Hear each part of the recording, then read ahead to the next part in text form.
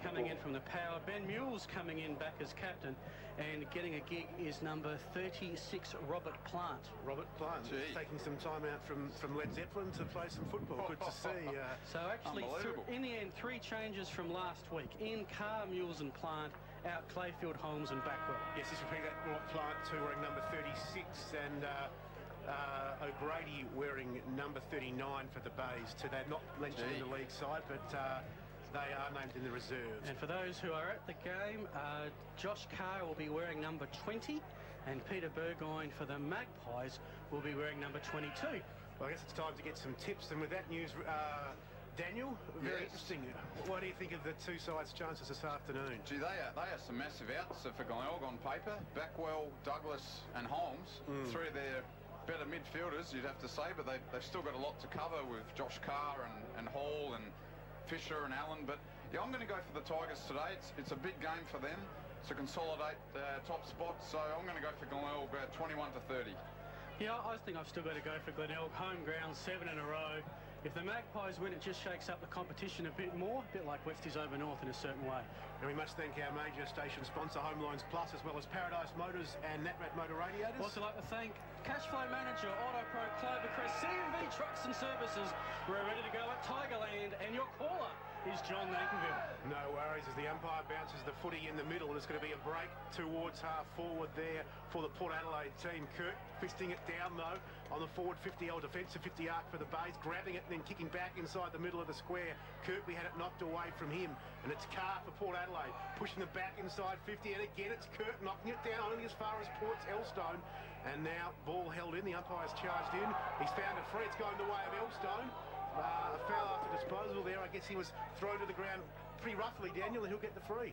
And this is a big start for the Magpies. They're kicking with the wind in this first quarter, and if they can start well, kick a few early goals, well, you never know. There's been plenty of upsets over the years, so they've got to put it on the board though.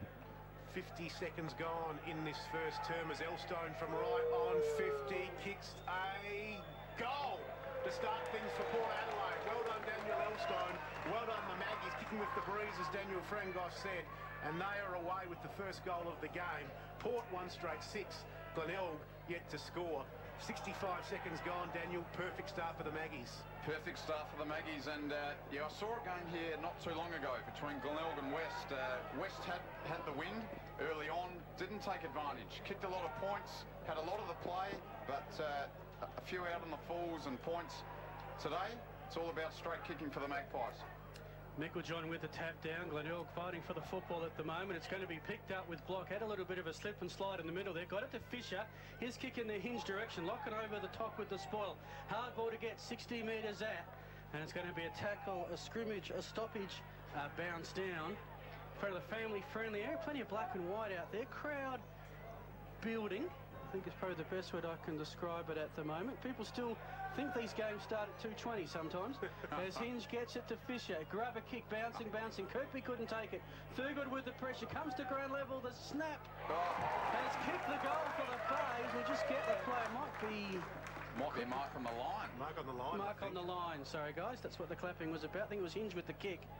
And it is going to be a Tigers kick. This one to the player we've got no notes on because he wasn't supposed to be playing, and that of course is Robert Plant. Comes in from 10 metres out, angle, sends the umpire running, but he's got the goal and we've got the equaliser. And I guess Daniel will find out a little bit later just how valuable our goals into the breed's going to be today.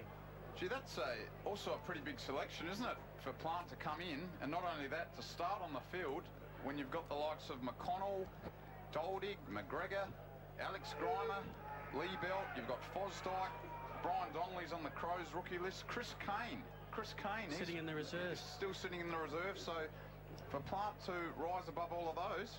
Just the interchange benches. Josh Willoughby, Lachlan Button and O'Grady for the Tigers.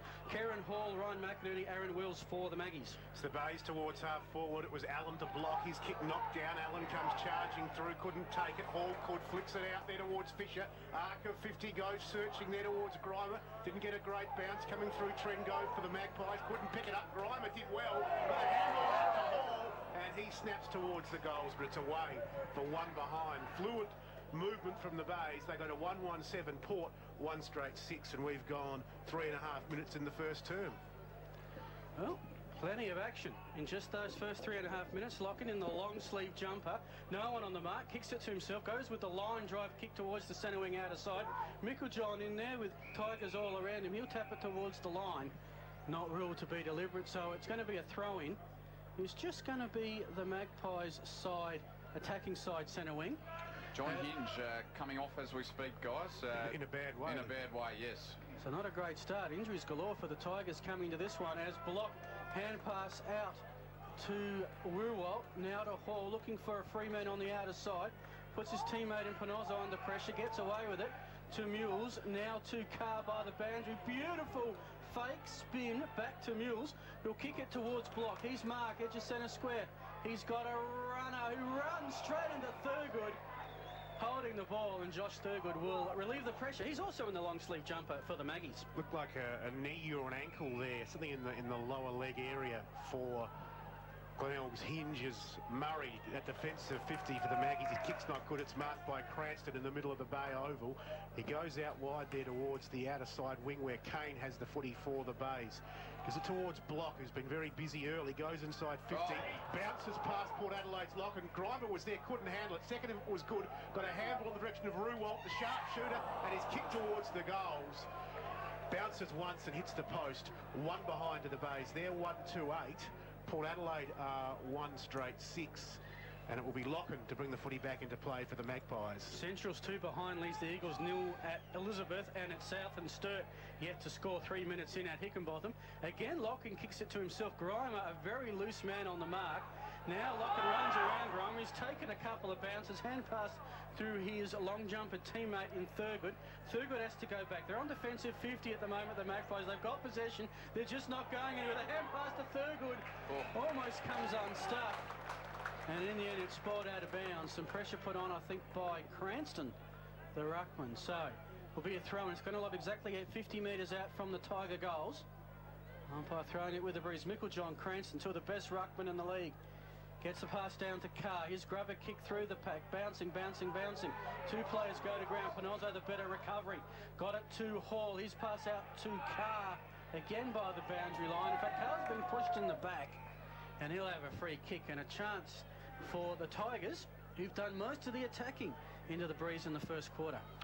Josh Carr on that outside wing, chips it up towards half forward. Diving was Mules, he couldn't take it. Streaming through off half-back Summerton. He was good to Dolling, and he runs through the middle of the Bay Oval. Adlington comes in to shut him down, but Dolling gets the kick towards the pocket. Murphy there for the Bays. Mardling for the Maggies. The ball beats them both out of bounds. There'll be a ball in left forward pocket for Port. Glenelg lead this contest 1-2-8. Port 1 straight goal. 6.5 minutes gone first term. And on 107.9 Life FM, thanks to station sponsor Home Loans Plus. There's the ball about 40 out from Port's goal. Beard went up for the Maggies for the ruck. He had it, he won it. Mardling sharked it nicely, but his kick was smothered by Mills. It's another opportunity. Chips towards the goals. And it was touched just on the line there by Kirk running back. And that's the first behind for Port. They're 1-1-7. Glenelg 1-2-8. Early stages of this game here at Glyderol Stadium. The top side, the Bays, taking on the 7th side, Port Adelaide. And Panozzo will bring the footy back into play for Glenelg. Just a bit undecided where to go. He's got something to go long. He chips out towards half-back, coming strongly through Perkins, collided with the Glenelg player there, stopped him from marking. Ball comes out towards Block, though. He goes to Murphy, who was the player involved in that collision, who gives to Kirk, who further afield finds Carr at half-back right. Block involved again. He runs down that outer side wing and kicks long to half-forward, where Grimer is out in front of Trengove. Not completing the mark at the front of the pack, though. Fisher there in the middle of the Bay Oval. Takes it well. Handballs off to Block, who puts Glenelg 40 from goal. Carr there. Thurgood behind him. The bounce didn't suit either player. Dolling came in, sharked it nicely, chips it up to half-back, and Carr has the mark for the Magpies. Has a runner now. That's actually that's Stanley, who kicks it down the wing in the direction of Murray. Cranston gets in the way. Panozzo has it now in front of the grandstand here. Kicks it again down the wing in the direction, I think, of Grimer. He couldn't take it. Magpies have it with Dolling. Nice escape job. Hand pass inbound now to Burgoyne. Burgoyne's kick partially smothered. Kirk bends down and picks it up. Young tackles him to Kane. He's sandwiched. by Burgoyne and a Magpie teammate in Elstone. It's going to be a stoppage. North have fired out the blocks at Prospect. The Roosters 3 straight 18. The Bloods are yet to score. Interesting match-up here with Adlington on Peter Burgoyne. It is a big task for the young man. Yes. Adlington as Dolling sharks the ball off the hand at half forward. His kick inside 50. Beard got a hand on it for the Maggies, couldn't pick it up. Kane was good. He shares it with his teammate there in Carr. Ends up back with Kane at defensive 50. Got a handball over the top to Murphy. He's run down half back right for the Bays. Can Port Adelaide rebound? They do. Summerton, little chip towards Kirkwood. He marks 55 from goal. Runs up, dropping the ball, holding the ball, take the pip. And the Bays will get the free kick. It's going to be Allen, the one-man brick wall, who chips up towards Murphy. Outer side, half-back flank right. He kicks into the middle of the ground where Block has made some time and space and takes a mark about possession 5 or 6 for Lucas Block, and he's playing a very good game early on. I know a very highly rated player. I know, speaking to Brett Backwell, a big fan of what Block can do. He kicks up towards Fisher at half forward, but Carr, that's Port Adelaide's Carr, fits the ball out of bounds right half forward for the Bays. As you said there, John, plenty of midfield options for Glenelg. Block earlier this season was in the reserves, so was Chris Hall, who won the WAFL Best on Ground in the grand final last year. So plenty of depth, and then you throw Josh Carr in, and they've got a lot of players there vying for not many spots. From the stoppage, throw-in ends up a bounce down. I'll give you some AFL scores shortly, almost quarter time in the AFL this afternoon. A busy afternoon for football around SA and the AFL, as we have another stoppage coming up, which is good because I can give some scores. Carlton are 3-4-22, Sydney 3-1-19. That's at Docklands. Geelong 6-3-39, Melbourne 2 behind. That's down at Skilled Stadium at Geelong. So Melbourne's run of 2 wins in a row, I think, is coming to a shuddering halt. And again, another stoppage. So as you're right in the middle, again, North 3 straight 18, Westies yet to score. And I'll see if I can get Central 1-2-8 lead the Eagles 1 behind. And it's Sturt 2 behinds leading the Panthers 0. And it's half back for Glenelg. It's Hall handballing out to Block, and he kicks towards half forward. Running with the ball now for the Bays was Fisher. He chips towards the forward 50 arc where Murphy takes the mark, clears some space, goes inside 50. Wonderful play. Lace out to Kirkby, who marks probably about 40 out, 45-degree angle. And just fluid ball movement there, Daniel Frangos has seen the Bays end up with another shot at goal at the 11-minute mark of this first term with Rory Kirkby. He just slips under the guard every week, Kirkby. And his kick on this occasion going to go right to the goal line, and Port Adelaide do the disciplined thing. They rush it through for a behind. Glenelg 139, Port 117, 11 and a half gone in this first term as the Maggies bring the ball back into play. It's with Burgoyne, who got it there from his teammate in Stanley. He kicks up towards half-back, Burgoyne, and finds Dolling, who's got a loose man at half-forward in Murray. He can chip inside 50, and Mardling takes the mark. Good movement, Port Adelaide. Coast to coast there. And we saw Kirkby miss from 45 out, 45-degree angle. Mardling now, a sharp shooter, the little man, has a chance to put Port Adelaide in front. He's got one behind, or a rush behind off his boot already this afternoon. And he can line up for goal here at the southern end. As we said, 45 out, 45-degree angle. Mardling's kick off the boot is an absolute beauty for Port Adelaide. The Maggies hit the front, 2-1-13. Glenelg 139. You're at 107.9 live. Fair, SANFL footy, the real deal. Green alert, warning, green alert. When your temperature gauge hovers in the danger zone, don't panic. Motor Radiators are Adelaide's leading radiator and car temperature specialists with over 70 years experience and RAA approved. They can also help with your car's internal heating so that you don't have to freeze this winter. Motor Radiators guarantee fast, reliable and friendly service every time. Visit station sponsor Motor Radiators at 15 to 19 Halifax Street City or call on 8231 6256 for your free appraisal today. Clearance, it's Block to Crane, back to the ruckman and Cranston. He'll kick it long inside 50 towards the half forward flank. Beautiful mark taken by the Tigers. Just need to pick up the player involved. He's going to go towards the hot spot. Pack will fly off hands. Allen lurking. Carr with a tackle. Allen trying to break free.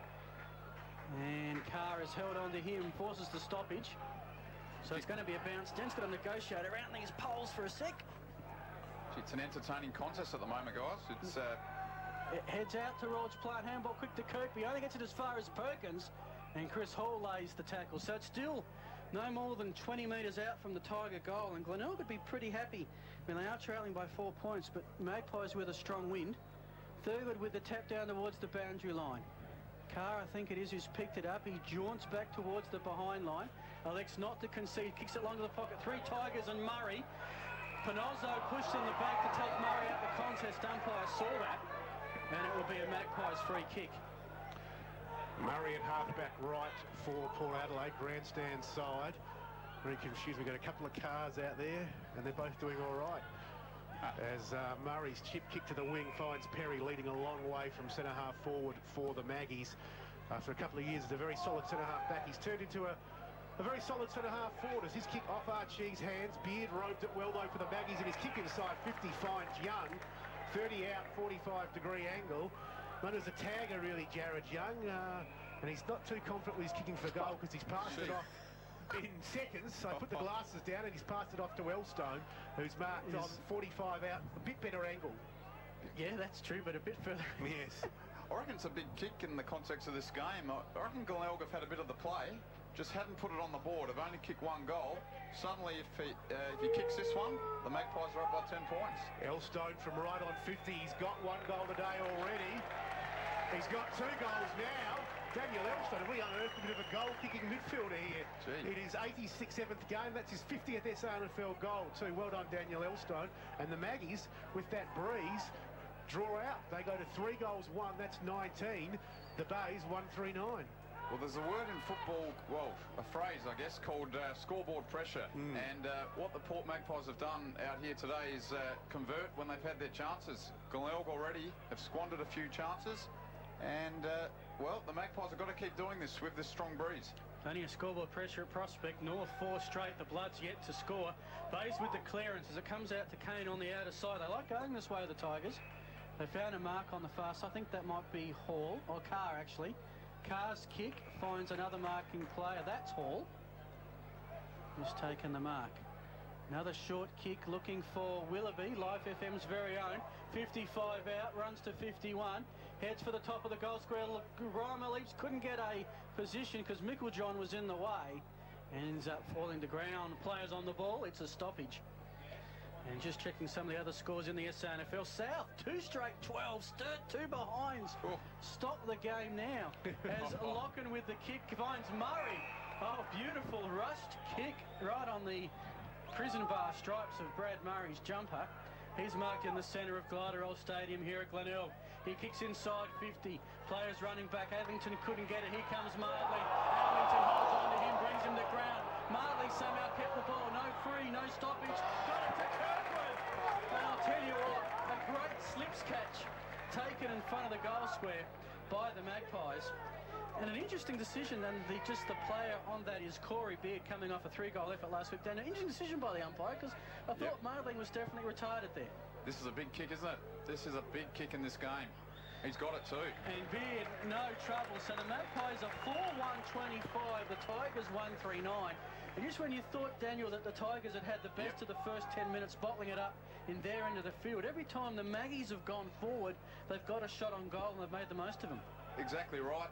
Glenelg have done, well, they've had a lot of the ball, got it inside 50 quite numerous times, but they've only kicked 1 goal, and Port Adelaide just converting when they've had their chances, as we've said, 4 goals, 1.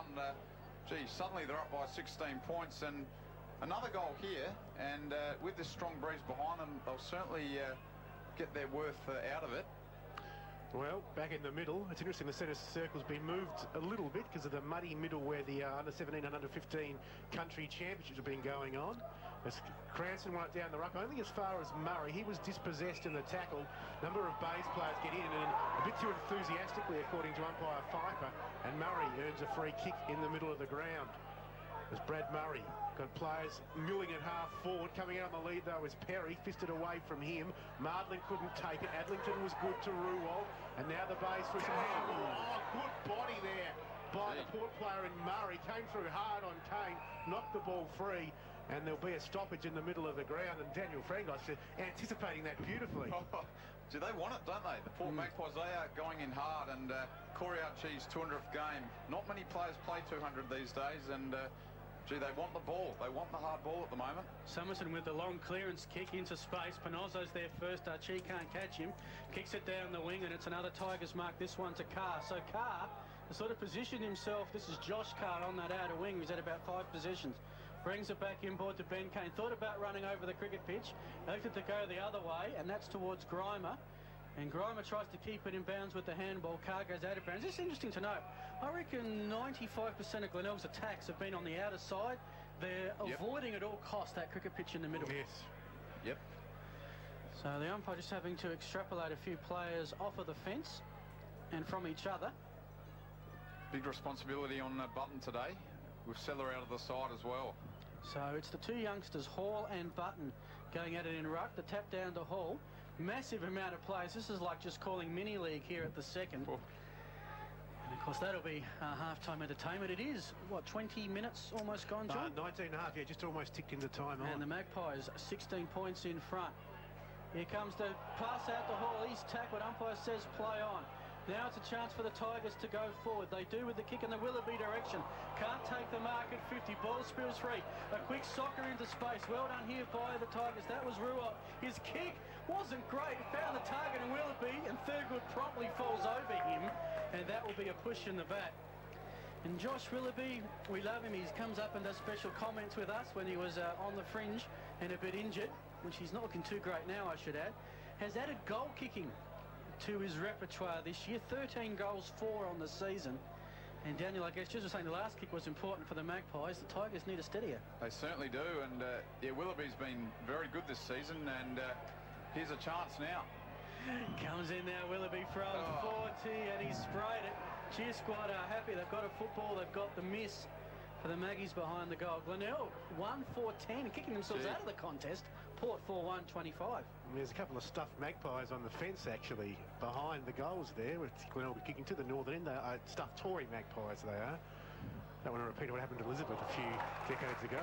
As the ball back out to half forward, where the mark's taken there for the Bays by Kirkby. Waste no time going back inside 50. Locken went to ground, knocked away by Stanley from Ruwalt. The latter recovering quickly for the Bays and diving on the football, held to him. And Josh Carr came up with it, but the umpire says, I want it back, Josh. I want to ball it up 40 out from your goal and see what you boys can manufacture. Button won it down, only as far as Stanley for the Magpies. Another ball up. Around the SANFL, Central 2-5-17. The Eagles 1 behind. We'll go to Phil Aspinall shortly. Stir kicking them outside the contest. They're 5 behind. Panthers 2 straight 12. Here at Glenelg Stadium, it's Port Adelaide 4-1-25. Glenelg 1-4-10, and a free kick has been picked out from that pack. It can't seriously be saying that's holding the ball on Perkins. Well, he is. Unless he went up in the unless he was the ruckman in the contest. Okay, if he was the ruckman, because that's right, but I don't know if he was, to be honest. It's very hot. But it is Button who's taking the kick, so maybe that's where it is. So we'll give the umpire the benefit of the doubt on that one. And Button will line up for goal from 30 out straight in front. Button's last goal was back in 2007. Goalless in his last 11 games. Well, very important kick. He's shot for goal. Well, 12 games. Goalless in the last 12 games, exactly right, Phil Hurd. Unbelievable, drifts away to the left like the Willoughby kick. Another behind to the Bays. 1-5-11. Port 4-1-25. 22 gone. First term. So no shortage of opportunities for the Tigers, but just can't get in between the big white ones at the moment. We said they were the most inaccurate team in the confidence, costing them at the moment. Massive kick out from Locke, and that's going to the centre square. And if Kirby's taken the mark, dead set, he's about 5 metres in front of the centre circle.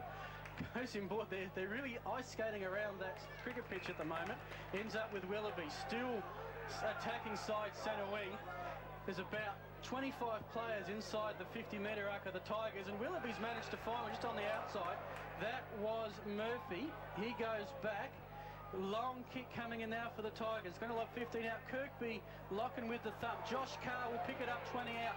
Can we see some Daniel Motlop magic? Maybe his kick towards the goals. Thurgood gets in the way. Another behind for the Bays. They are 1-6-12. Port 4-1-25. It was Locken to bring the footy back into play for Port Adelaide. The former Collingwood defender played in the 2003 grand final, I think it was. His kick again is an absolute beauty to the middle of the ground. This time it's a Port player that marks. That's Murray. And his mark was pretty good. He handballed off to Hall, whose kick finds Dolling at half forward. He runs for 50. And Mark Dolling, who's kicking on the run, isn't always great, has iced one from 50 metres out on the right half forward flank. And Port Adelaide are on fire. 5-1-31. They lead the Bays 1-6-12 by 29 points, 23 and a half gone first term. And one of the most skillful players of all time just wanders onto the field for the Port Magpies, and Peter Burgoyne, if you don't mind, just strolls onto the ground. His side's 19 points up, and I've got a stat about Peter Burgoyne actually, as we see him run into the middle of the ground. He played 2 games for the Port Magpies last year, didn't do too well, but they won both games. Oh, he's the X factor. He's the X factor. It's the presence out there. It's all about the vibe. Yep. As the tap down Cranston to Allen, had it, lost the football. Here comes Slippy here in the cricket pitch at last. Boys, go get some mud. As Button and Wiles battle for it. Just noting anything about the Magpies, I checked some stats to see where the changes come from their first 10 games to the last 4. It's been accuracy in front of goals. 63% their conversion the last 4 weeks. That's enabled them to kick more points and win more games. As Willoughby's kick up the clearance, beautifully done by Beard, runs to 40, shoots! And talk about accuracy, he's missed. Maggie's 5-2-32, leached by 20 points. The Tigers 1-6-12. One of those great moments of Daniel where the adrenaline was pumping, but he just couldn't finish it off. Gee, that would have really hurt the Tigers if he'd put that one through. Well, can you believe it? It is a 20-point margin. I got a bit ahead of myself before. I must apologise. It was 29-point margin. It was only a 19. It is now a 20-point margin in favour of Port Adelaide. What's that about? Pinozzo holding the ball high and then kicking out towards the right half-back flank. He did that last time. His kick towards Button, knocked away from him. Perry there in the fluoro boots. Couldn't take it for Port. And I think when Pinozzo holds the ball up, he's going high, wide and handsome. Here's how's this at Hickenbottom. Can't wait to speak to John at 3/4 time. The Panthers 3 straight 18. Sturt 7 behinds. 7 behinds. Wow. Gee. They've got the kicking yips down there like Glenelg have here. 55 out from Port Adelaide's goal here at the Gliderol Stadium, the Bay. Port 5-2-32. Glenelg 1-6-12. Umpire Pfeiffer throws the footy up. It's hooked down by Perry in the ruck, only as far as the Bay's Murphy. His handball bounced awkwardly for a couple of Glenelg players. Ball hits the deck.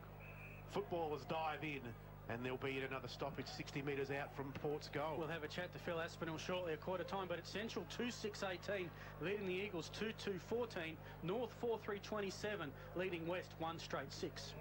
And as we've spoken about, scoreboard pressure, isn't it? Down at Noarlunga, that's the case, and here today, Port Adelaide have had their chances, have put them straight through. Glenelg, I reckon they've had just as much of the ball, just as much of the play, but have only kicked 1 goal. And I guess the good news for Tiger supporters out there is that Glenelg will be kicking with the wind in the second quarter. Someone yawns there as we get our 6th stoppage, 26-minute mark. 6 stoppages now becomes, well, actually 5 stoppages now becomes 6 in this last bit of play. Chance for AFL scores. A chance for AFL scores. Carlton up by 3 points, Geelong by 34. Again, ball up. Everyone just watched it bounce out of bounds. Where's the free kick? Don't they umpires understand that after 3 stoppages it's compulsory to issue a free kick? 60 metres out from Port Adelaide's goal. They lead by 19 points, or 20 points should I say. 27 minutes gone, first term. 1 down by Perry in the ruck. Went to Murray. His high ball inside 50. Beard wrestling with Mules. Bounced over all their heads. And Murray's kick has gone through for a behind. It's the Magpies' third. They're 5-3-33. Glenelg 1-6-12. 21 points the margin. 27 and a half minutes gone first term. The kick out has found Ben Kane on the half-back flank in front of the time clock. Conveniently positioned behind a light pole. Never worked that one out. We'll talk about lights at Glenelg maybe a bit later, as it is quarter time and the Magpies have come to play. They've kicked 5-3-33 with the breeze. The Tigers have had their chances. They are 1-6-12. Yeah, look, a very good start there for the Port Adelaide side, and a very impressive beginning for a team who will really need to win today. I think it's fair to say in the scheme of things. Just looking at the goal scorers for the Maggies, Elstone leads the way. He's kicked. Yet have 44 less possessions. Glenelg had 94 possessions for the first quarter to Glenelg's, Glenelg had 94 to Port's 50, which in itself is an amazing stat there. And for Port Adelaide, Their leading possession winner is Brad Murray with 7. Doling has 3. Peter Burgoyne, for those interested out there, has only 3 possessions. Glenelg have a lot of players with more than 8 possessions. They've got Lucas Block and Chris Hall with 10. 8 each to Ben Kane and Byron Murphy, and 7 each to Josh Carr and Mark Ruwalt. Thanks to station sponsor Home Loans Plus. Here comes the second quarter with John Nankerville. Well, one down the ruck by Cranston, but going nowhere fast. A couple of Port players toe poking it along now. It's going to be a free kick to the Bay player in Kane, who was taken high in that duel with Kirkwood. So Ben Kane in the middle of the Bay Oval. His brother Chris running around in the reserves today. Kicks long and hard to the hot spot. Meiklejohn was up. Off his hands to the back there. Can Grimer keep it in? He does. Tight on the boundary line. Fired at the handball. Hall's kick was smothered for the Bays. Came the way of Locken for Port, who kicks out the defensive 50. Fisher couldn't trap it for Glenelg. Doling tackled. Slung after he lost the footy, and he'll get the free kick. Mark Doling at defensive 50 for the Magpies. Chips back to Locken in the right back pocket. Long sleeves, rolled up to the elbow, very workmanlike. So we like our defenders at the Port. Goes to Doling. His kick was an awkward one, but it found Summerton. Still at defensive 50. He goes to Burgoyne. Here's touch number 4. Adlington did well though. Smothered touch number 4. Well done, young man. And coming through for the Bays, it was Allen who gives to O'Grady. Inside 50 mark, taken down there by Carr. 45 out. 45-degree angle, and Daniel, that smother from Adlington, very good football. Yeah, we've spoken about that match-up earlier, and Adlington not so long ago was in the Glenelg reserves. Peter Burgoyne was playing pretty good AFL football, and suddenly their worlds have collided. Adlington on Peter Burgoyne and smothers the kick. It ends up, ironically, with Glenelg's Josh Carr. So this is a pretty big kick here for the Tigers. It was very lyrical from Daniel. Their worlds have collided. He kicks from 50, Josh Carr. It's distance-wise, very nice kick. Accuracy-wise, it's away to the right. The Bays get their 7th behind. They're 1-7-13, Port 5-3-33. And we've been travelling about a minute and a half in this first term. Second term. Locken with the kick out, kicks it low, kicks it long, well done into the breeze, lobs about 60 metres out, 50-metre kick into the breeze, not a bad effort, comes to Doling, but there's a free kick that'll go the way of Trengove. This is Jackson Trengove, not to be confused with Jake Trengove, who debuted with Sturt last week.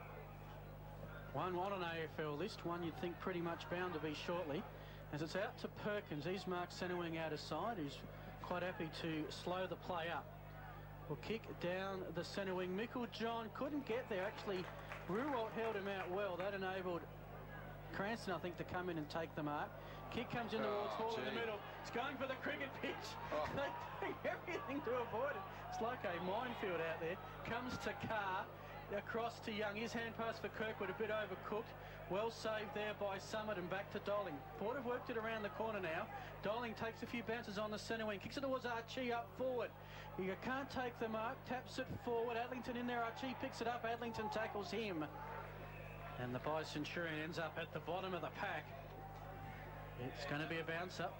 35, 40 metres out from the Magpie goals. The Pies, 20 points in front here. Early stages, second quarter. Glenelg have the breeze. Comes to Murphy. Murphy's long kick down the wing, finds a target. Well, didn't. He found a Magpie target in Perkins, brings it back from whence it came, and has found Young, who's marked inside 50. No, he didn't. The fact that he took 2 steps towards the goal is just inconsequential.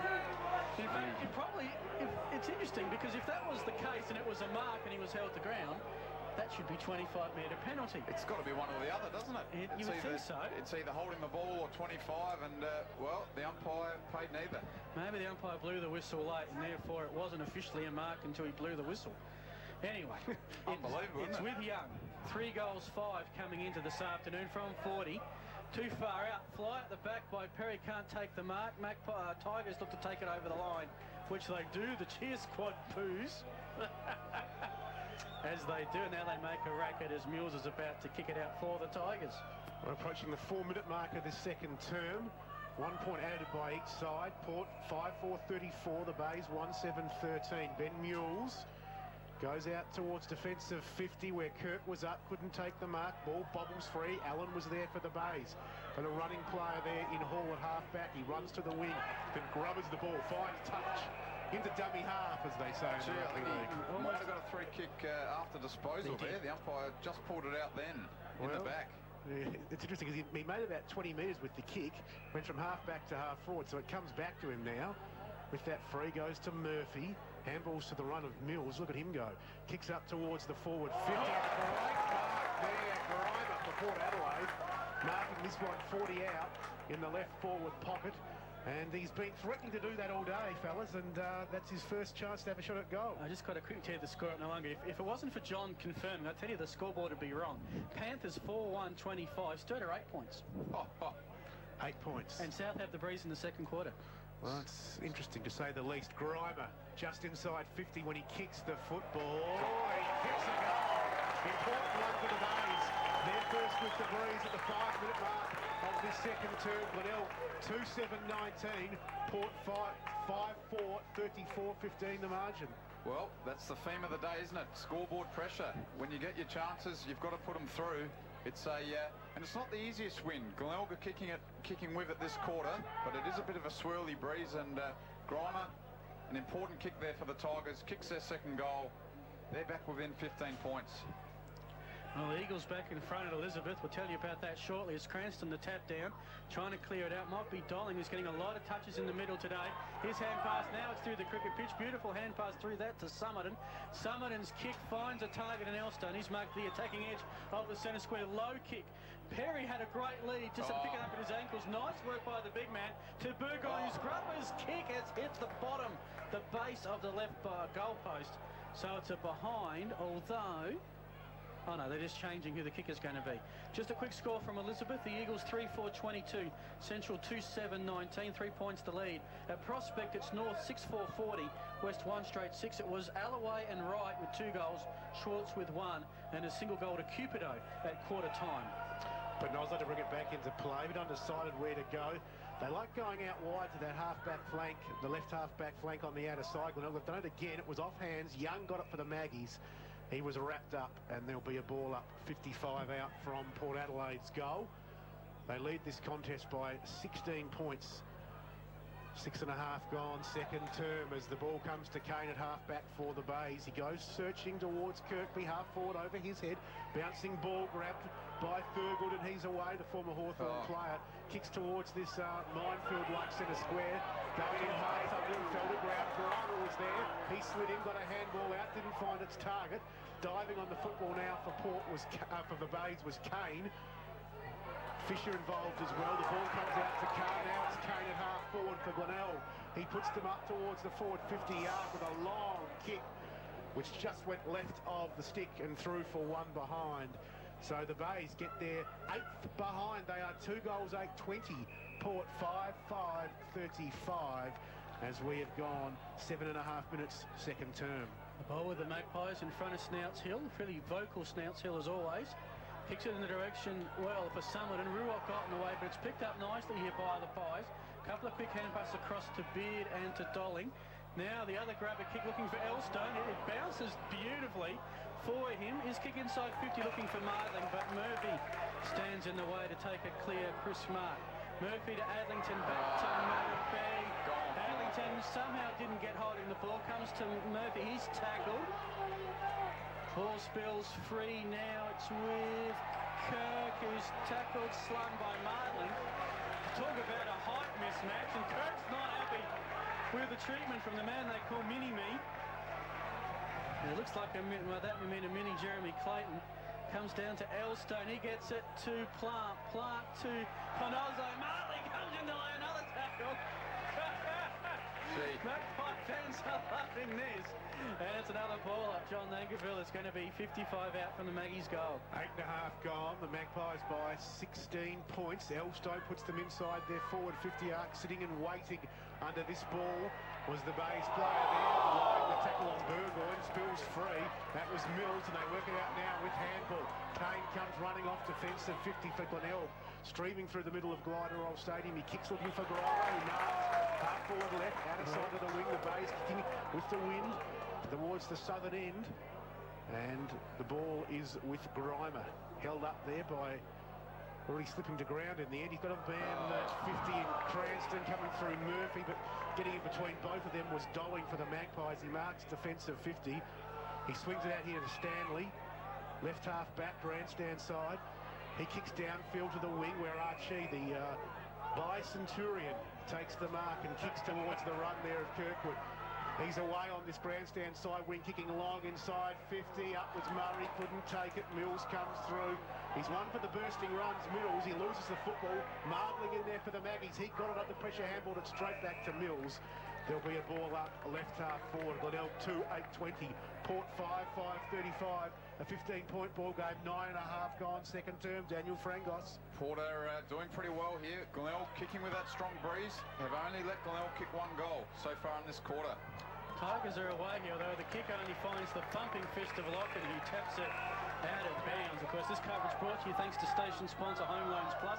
In the AFL, the Swannies have hit the front 39-30, and that is close to half-time. It's Geelong 63 to the Melbourne Demons 20. Both those games on the verge of half-time in Melbourne. From the tap down, Stanley tries to burst the pack on to Summerton. He goes into the pack again. It's a hard ball. Comes out to Roy. Here's a kick. Heads inside 50. Grimer leads the race for the ball in front of the Louts pocket. Does he have a runner in ball? That's Fisher, but the hand pass hit him at ankle level. Very hard. You're going full pelt to pick it up at ankle level. Comes to Allen by the boundary line. Archie taps him over. And a chance for the Louts to lead a cheer. To throw in right in front of the bar there. Was it John McFarlane? Was he the original stand? He was the original stand. Yes. Oh, yeah. Umpire throws the ball in 40 metres out. Cranston, the big thumb from behind, tries to tap it into space straight for Dolling, who bumps his way off three Tigers, finds space, brings it down the wing. Now Tigers have the numbers here for the Magpies. It's Burgoyne, heads towards the boundary line, buys time, buys space, gets the cavalry there in Summerton. Now Young's marked it. It's still defensive side centre wing. Back to Burgoyne. Four Tigers surround him. Kicks over his body down the line towards the interchange benches. Josh Carr coming off. Finds Perry. Onto Murray. Murray onto Dolling. Dolling an open forward line for Beard. Who marks on 50. Open goal. Beard will kick it. It's a race for the line. Trengo. Block. The pounce beats both and lands with Young. He's tackled. Block with the tackle on the goal line. Young with the tackle on him. And in the end, no free. It's going to be a baller. 10 metres out from the Magpies' goal. Oh, the excitement. The excitement. 15 points is Port Adelaide's lead. Nearly 10 gone, second term. One down by Trengove in the ruck for the Maggies. But it's the Bays who come away with it. Murphy was good to Plant. And now at defensive 50, it is O'Grady for Glenelg. A couple of the late inclusions getting involved there, and O'Grady and Plant. It's Kane now, kicks into the middle of the Bay Oval where Fisher has taken the mark for Glenelg, chips it up towards half forward. Leading strongly out there was Hawley, handballs off to Willoughby. He goes inside with the kick on the bounce, well pounced by Grimer. Underneath the scoreboard, he snaps. His second, 9 points at the margin, 11.5 gone second term. You're on 107.9 Life FM, SANFL footy, the real deal. Life FM's football coverage is proudly sponsored by AutoPro Clovercrest. Frank and Eddie know everything about cars, so bring your vehicle in for advice on the best products to keep it running smoothly. If you're after car care products, lubricants, car sound, tools, seat covers or mirrors, the team at AutoPro Clovercrest have all the answers. Station sponsor AutoPro Parts Professionals Clovercrest, on the corner of Kelly and Montague Roads in Modbury North, opposite the Clovercrest Hotel. Back here at Glenelg, we've got a free kick to the Magpies. Kirkwood has it in the middle. Hand pass across to, that's Elstone with another possession. You see what his stats are at the half-time break. Off hands at half-forward. Beard with a tap towards Burgoyne. Lots of Tigers in the way. One of those is Mules. Manages to just grab her a kick towards the centre wing. Will it bounce for Willoughby? It does. He's got Elstone. Great solo tackle, Elstone. Not paid the free kick, but it spills to Carr, so it will be Magpies ball. He's got Stanley. The tackling galore here at Tigerland. Here comes to Willoughby. He kicks it down the wing. Nice lead, nice mark taken by Kirkby. He's 75-80 out one-on-one. Grimer can't take the mark. Hall overruns it. Grimer trying to pick it up at 50. Gets it to Ruwa. Ruwa the pick up the kick. One bounce to the goal line. Panola.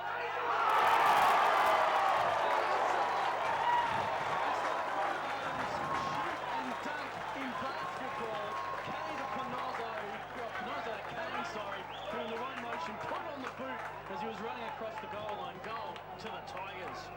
The old alley-oop there. Alley-oop, that was it. The footy alley-oop. What a brilliant bit of play. And, gee, Grimer is just giving that bit of spark that Glenelg need. And he's the one who's... he didn't end up kicking that goal, but what he did, he created a contest. It ended up with Ben Kane, and Glenelg are back in it. Look, they certainly are. They are back to just 3 points behind the Magpies. And we've gone 15 minutes in this second term. Hall won it down the ruck for Port Adelaide. Clark grabbed it for the Bays. He was wrapped up, and umpire comes in and says, we'll ball it up, still in the centre square area. Cranston and Hall wrestling in the ruck. Hall won it down only as far as Elstone. He's grabbed by a couple of Tigers, and the ball held into him. Couple of quick scores. North by 32, South by 19, all tied up at Elizabeth. And you see them down there at Prospect now going, Roosters. If they can cheer over the sound system. If they can cheer over the sound system. Very, very good pointers. And another stoppage in the middle. Port now will be wanting to slow the Bay momentum as Hall gets up, but Cranston wins it over the top to Willoughby. Whistle's gone from behind the play, way back in the Port Adelaide goal square. Can you believe it? The whistle has gone. And the umpires at the other end haven't heard it yet. Well, players continued. Now they've sort of stopped. The ball had gone inside the Bay's 50. No one knows what's going on. We need a bit of thick music here as we just wait to see what the umpires have decided on. Might be a free kick up the ground, guys, to Glenelg. It's a It's right. It's a Tigers free. It's a Tigers free kick where the ball is at the moment. Well, you're doing better than the 3-minute one at the moment because they're struggling. Because there's three. They've had to cross the... Two of the umpires don't know what's going on. Well, yeah, well, look, we might really have a dig here. That's what's happened. The free kick has been called at the other end of the ground. The umpire down there has seen something. He's had to run up and confer with his colleagues. The Magpies are all saying if the free happened down there, you should take the free back in the back lines.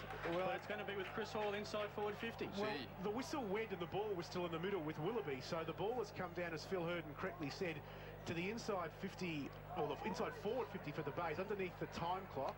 Locken is standing on the mark. He has absolutely no idea what's going on. He's 45 out from goal. Meanwhile, the infringer, Perry, is coming off. Yeah, well... Hall from just inside 50 for a goal to put the Bays in front. Well, across the face, maybe some justice, Port fans would say. The 9th behind to Glenelg. 4-9-33, Port 5-5-35, 16 and a half gone. A free downfield there against Perry at full forward for the Maggies has seen the ball come all the way down to the forward pocket for the Bays, and a behind has resulted. That could have been a big moment there for Glenelg. They've got to make most of these chances that they're getting. Yeah, look, the Magpies have come to play and they've made the most of theirs at the moment, or more of theirs than what the Tigers have. It's with the ball on the outer side. They're just putting it forward by sheer momentum, the Magpies. With Perkins, he's now trapped, drops the ball. Not seeing many of the tackles rewarded. The umpire, don't mind the interpretation as long as it's consistent. And I guess they're letting a fair bit go and letting the players sort it out, which I guess is fair enough. From the tap down, now that, surely that Magpie player was in the ruck contest anyway, comes to Hall. Hall with his kick down the wing has found a teammate. And it's the Tigers, exactly on, it's the true centre wing. We'll bring the ball back inbounds. The kick towards the forward 50 arc. There's Grimer. He's the target. Comes to the front of the pack. That's where Elstone was waiting. His hand pass misdirected. Comes to Grimer. Standing start. Snap from 35. Open goal square. Missed again. Admittedly, if he got the goal from that, he wasn't facing the goals when he kicked it. The Tigers, 4-10. They're 34. They've almost caught the Magpies point by point. The Pies are 5-5-35. 18 gone, second term, as Stanley's kick from the right back pocket for the Maggies out to half back. Kirkby was up for the Bays, couldn't take it. Hall, the ruckman for Port, also couldn't pick it up. Allen finally went in there and grabbed it. Said, this is how it's done, boys. But he's been wrapped up by Chi. Daniel Frankos hit the nail on the head a few moments ago. Grimer is the X factor at the moment for the Bays. He's setting that forward line alight. He's hit 2 goals, 2 today. Whenever he gets to football, you just feel something is going to happen. 60 out from the Bays goal. The rolling maul, rolling scrum at the moment for rugby fans. Of course, the All Blacks and the Wallabies tonight. That'll be a big one. 60 out from the Bays goal. They trail by a point. Cranston whacks it inside 50. Running onto it was Casey Carr for the Magpies. He did well. Handballing out towards Dolling. Knocks it along. Kirkwood goes up and over Dolling there on the ground. He's all right. Handball comes out for the Bays though to Ruwong. Allen at centre-half forward grabs it, runs to 55 and chips up looking for Willoughby, but a good defensive mark by Archie. And the Maggies are away and running as they come streaming down this grandstand side. It's Miles with the ball there, Wiles, should I say, for Port Adelaide. Young player kicking towards half forward, off hands, picked up by Beard. His handball straight into the arms of Mills, who's wrapped up for the bays. Beard handballed it to him and then helped Trengo do the tackling. And now there'll be a ball up 55 out from Port's goal. They lead by a point. Quick scores around the ground. North 6-5-41. West 1-2-8. Bloods with the breeze in the second quarter as Mules tries to get it, hits towards the boundary line out of bounds. Some other scores at Elizabeth. Central in front 4-10-34. The Eagles 4-5-29. Here's the upset coming south 7-3-45. Sturt 3-8-26. The Panthers by 19 points with about 10 minutes left of the breeze. The Tigers will kick it forward here at Glyderol in the direction of Kirkby, and Lachlan Spalls out of bounds in front of the gap. The grandstand entrance here at Tigerland, officially known as Glyderol Stadium at Glenelg. Trying to get lights here at the moment, the Tigers. Need your help with a survey on their website. Talk about that later as Allen trying to get on to Panozzo. Where's the pressure? Gets it to Fisher from 55. Heads out in the direction. Takes some bad bounce for the Maggies defenders. Grimer picks it up. His handball had an open Kirkby but missed him. Kirkby to ground, pushed in the back. Someone in the Port coach's box is just giving it an almighty thump. It's right next to us here. And Kirkby will have the free. And this to either tie the game with a behind or put the Tigers in front with a goal. You could do a Malcolm Blight and miss everything, but I'm just covering all the parameters. That's what we do. We're thorough here at Life FM as Kirkby comes in. He swings left, goes right. It's a goal. Glenelg are in front. The Tigers, point by point, have got there. 5-10-40. Lead the Maggies 5-5-35. And for all Glenelg's domination, they finally got in front in this game. And, they had twice as many possessions in the first quarter. Couldn't put it on the board. Finally, in this quarter, Grimer, as John Nankerville said earlier, set them alight in that forward line. Kirkby is just that underrated centre-half forward who slips under the guard, doesn't he, every week? He seems to get his 2 or 3 when Glenelg need him. Need to give an assist to the bounce as well on that occasion. Talk about a crocodile bounce. Well, that was it was an off-spinner, wasn't it? Which would have... Bit unlucky, wasn't it, for Archie in his 200th game. The Aussies are looking for an off-spinner like that at the moment over in England. As ball up in the middle, we'll see a secondary bounce. This is where we have to see the fight now from the Maggies. 21 and a half gone second term. They've given up a lead that was at one stage as big as 20 points. They trail now by 5 points. What can they manufacture as Kirkwood on the bottom of that pack for Port Adelaide, besieged by a number of Bays players, and we'll have a third ball up in about 30 seconds. Hall thumped it down. It was good to Murray. He kicks to the open space of centre-half forward. Ball bounces over the head there of Beard, taken by Mills.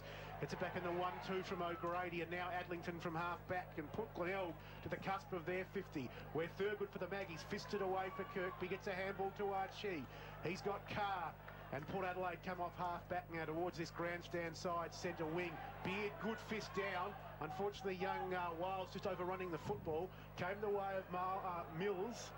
But Wiles and Miles and Mills kicking towards half forward, where McInerney's handball for the Maggies was spoiled. Plant was good though for the Bays, but under pressure, handballed straight to the Magpies. Young, Dolling met solidly by Block, and can the Bays break? They can't, because Ruwald is wrapped up, gang tackled by Murray and McInerney. A ball up, grandstand side centre wing, 23 gone second term. Glenelg by 5 points, 5-10-40, Port 5-5-35. And Daniel, if you like your football physical, you'd love this game this afternoon. This is almost like a finals type intensity out there, and I guess for the Magpies it is. If they lose today, you'd have to say, and North win, well, they're too far. Yeah, well, basically this is a 2-month finals campaign that the Magpies have got to launch just to get there.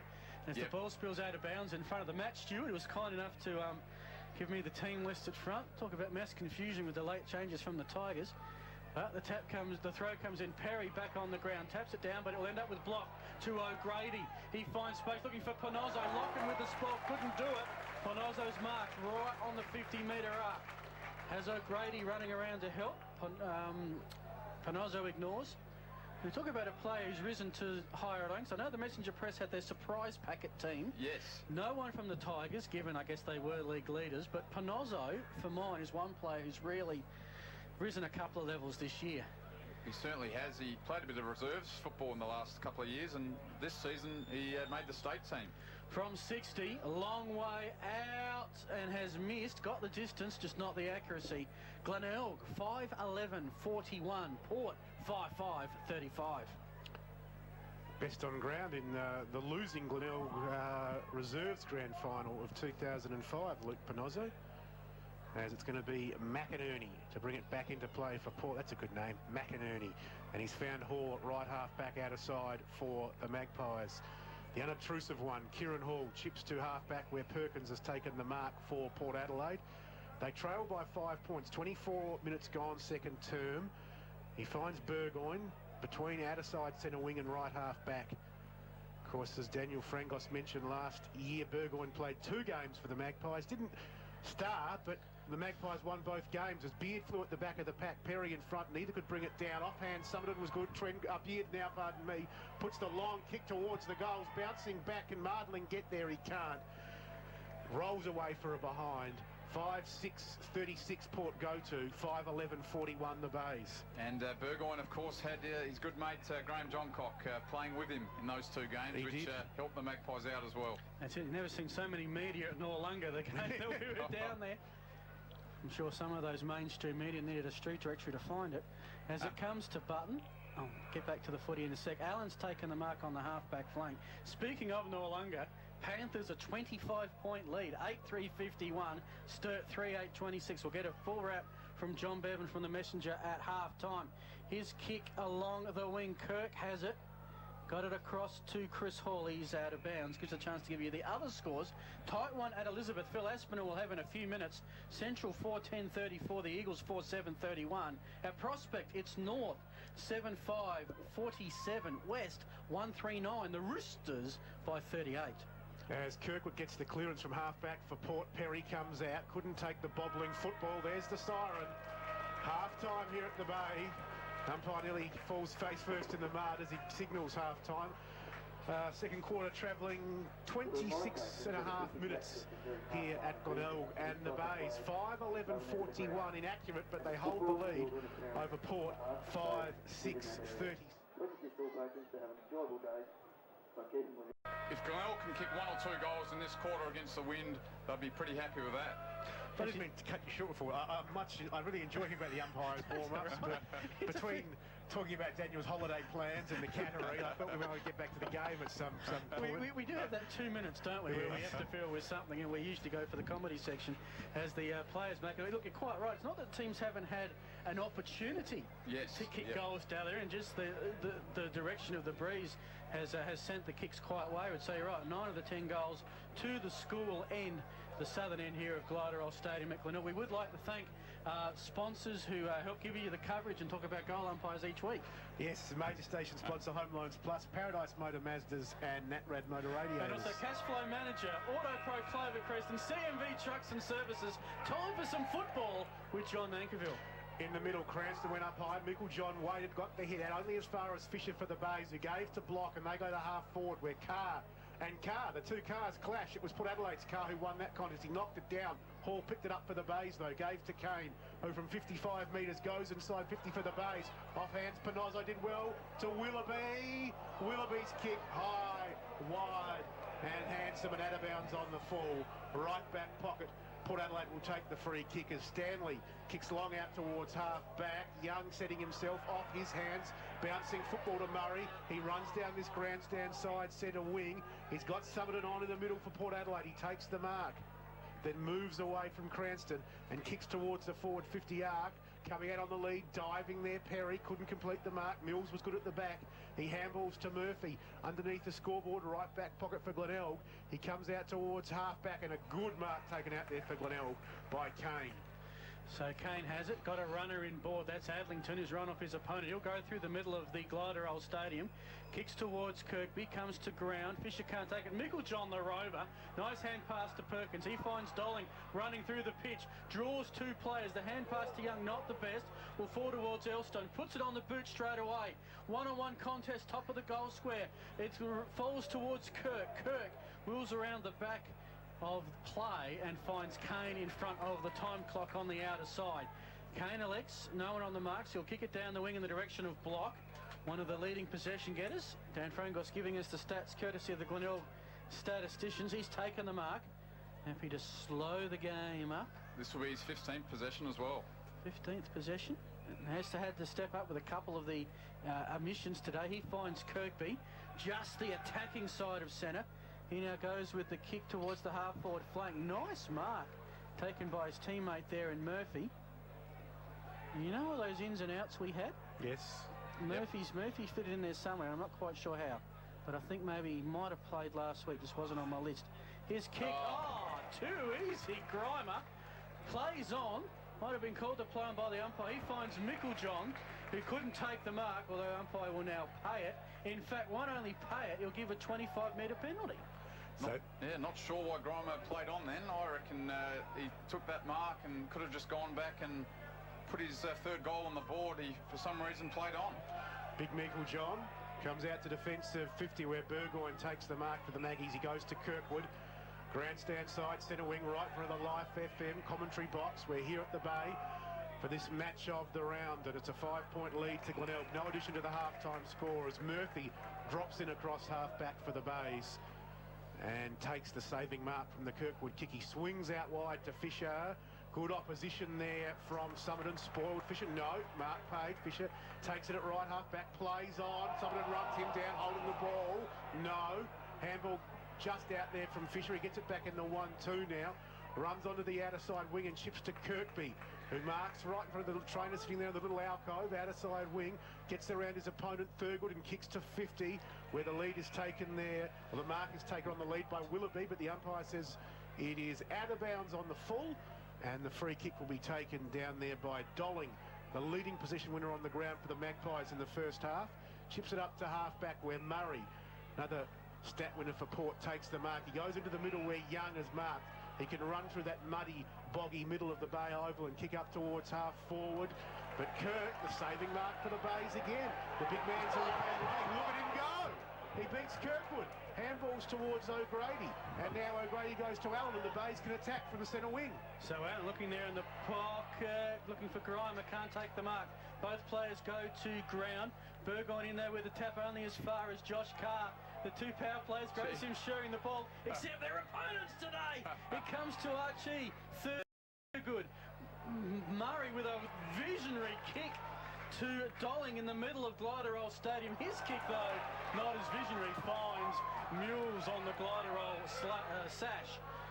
To Kane, Willoughby in the cricket pitch has a man. It's opening up a bit here. Can someone get a goal? Hand pass coming into Hall. He's grunts into almost trouble. Gets it away from Micklejohn to Block. There's a Panozzo. Block takes the kick on the line. No, it's a behind. Glenelg 5-12-42. Port 5-5, 5-6-36. Well, a goal the lead to the Bays. 5 minutes gone, third term. And Port will bring the footy back in through Thurgood. A long kick out to half-back Murray. He does so well, takes the mark and chips to the run of Dolling. Has to sit and wait. He gets it on the second bounce. O'Grady gets him. Runs him out of bounds. Bays fans want holding the ball. Nothing doing. Be a throw in front of the interchange gates. 5 minutes gone, third term. The Bays by 6 points. The arm wrestle continues here at Glenelg Stadium. Off the hands of the pack, Cranston does some rucking and roving. Gives to Block, who goes to 50 with the kick. Carr got in the way. That's Port Adelaide's car getting in the way of Glenelg's car, spoiling him. Allen picked up the crumbs. Handball of Willoughby. Goal, no! Just away to the left. A goal to Bashuti going begging for the Bays. One more behind to their score. 5-13-43, Port 5-6-36. Kirkby was all on his own there, screaming, "What about me?" Yes. Didn't get it. No, he didn't. Rick Springfield. Comes to Block. Block's got to send Glenelg inside 50 again. This one to Panozzo, tackled straight away. Hard ball to get 40 out. Players diving over the ball. Kirkby trying to tap it forward. Has it now with Burgoyne. Gets the hand pass out. This is Young. Young finds space. Long kick towards Trengover. Is it Martling? It's Martling. Couldn't take the mark. His Glenelg opponent could take possession of the ball. That was Adlington. And long enough to get tackled, though, and a bit of push and shove. Umpire doesn't worry about that, just puts the ball straight up. Elstone just grabs it, kicks it long towards the goal square. Leading in the race to the ball is Mills, who you'd have to say has had it all over Perry this afternoon. Mills' hand pass underground towards Mules ends up out of bounds. A throw-in in the Louts pocket.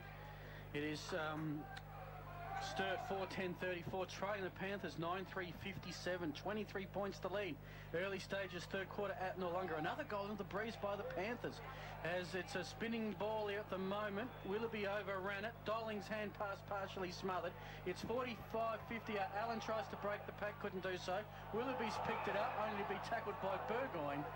And 52 metres out from the Magpies' goal, it's a ball up. It is Glenelg, 5-13-43. The Maggies, 5-6-36.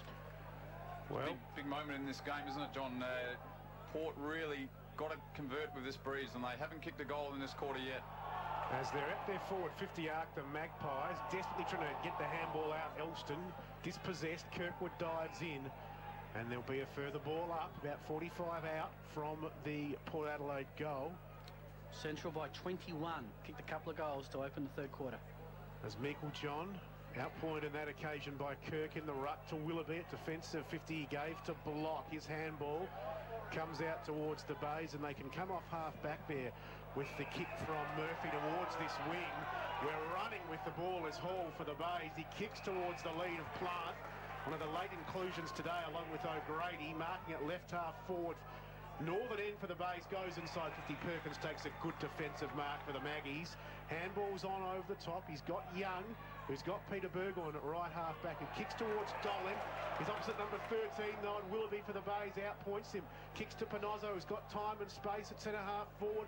He's also got a man running past him in Kane. Kane loads up from 70 metres towards the hot spot. The leader, Carr, Josh Carr, spoiled by Casey Carr. Stanley comes in for Port Adelaide, kicks to touch, and will find the boundary on the outer side wing.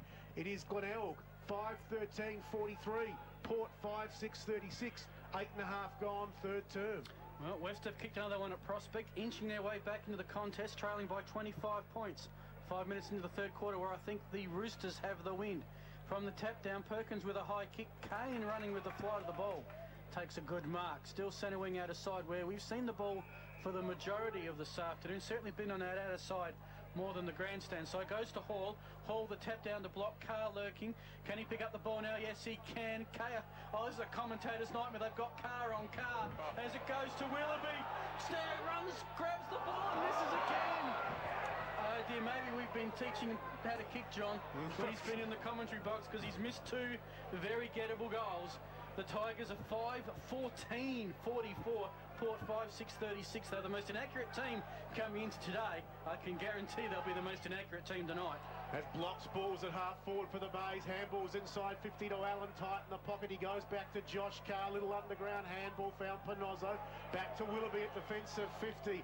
Not surprising. He doesn't want to have a shot. He spots up a better man. And Murphy rocked to the ball by Young. Base fans aren't happy. Coming through the middle at Summerton. He lost the ball on the bog. Picked it up. Handball. Well, Cranston dives in for the base to knock it back. Couldn't pick it up. Doing so was big Meikle-John for Port. He punched them towards half forward. Two base players collide, going for that football. O'Grady on the bottom of the pack tries to come up. And there'll be a further ball up. Forward 50 arc for the Port Adelaide side. As in the ruck, it's Cranston from the side, winning it down for the base. Kirkwood got a hand on it. Nothing doing. Trengrove got a handball out. Adlington grabbed it. He was grabbed by a couple of Port players. 40 out from their goal, and there'll be a ball up. Port, I think Port just need a bit of a spark in that forward line. They just need someone to stand up and kick a few goals in this quarter. Could it be Peter Burgoyne? Throw him out there, one out. Well, it's a tough ball in the middle there at the moment. As Kirk doing the ruck work in the defensive portion of the ground, although Cranston's come in now to help out. Murphy was the tiger at the bottom of that pack of Magpies. Very bit slow to get up. 30 out from the Magpie goals. Cranston the tap down. Hall has to work hard. Darling trying to soccer it forward. Hall kept it though, got it to Murphy. Now on to Plant. Through handballs, they're keeping it on that boundary line, playing the percentages. It's gone out in front of the time clock. It shows, thanks to station sponsor Home Loans Plus, we are 10 minutes into the third quarter. It is the Tigers maintaining their lead. No shortage of breeze trying to batter that windsock off of the pole at the moment. It comes from the tap down to Mardling, to Summerton. Summerton around the body, a high kick, Darling with courage as Kirk was looming. No one could take the mark. Spills to Mules, who goes down. Now to Willoughby. Willoughby's got Murphy. His hand pass missed the Fisher. Had enough poise to get it back though, and now on to Plant. And off half back, the Tigers are away. The kick towards centre wing, and there's a Tigers mark. Taken at low level, and John, that's by Button. A chance to send the Tigers into attack. Big Button with the ball, outer side wing. And he might be, as the umpire's caught something behind the play. Might be a blood rule here. Blood rule, yes it is. Coming off with that blood rule is O'Grady for the Bays.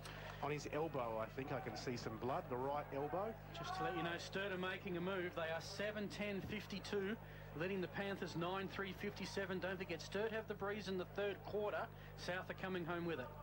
Well, coming off with the blood rule, O'Grady for the Bays, just getting the Dettol on the elbow. As on the outer side wing, it's Button for Glenelg going to half forward. Of course, they're down to 20 men, don't forget, with Hinge limping from the field early in the game. It's tight on the line. Hall got a handball out for the Bays, only as far as Port Adelaide's Elstone. He handballs looking for Stanley.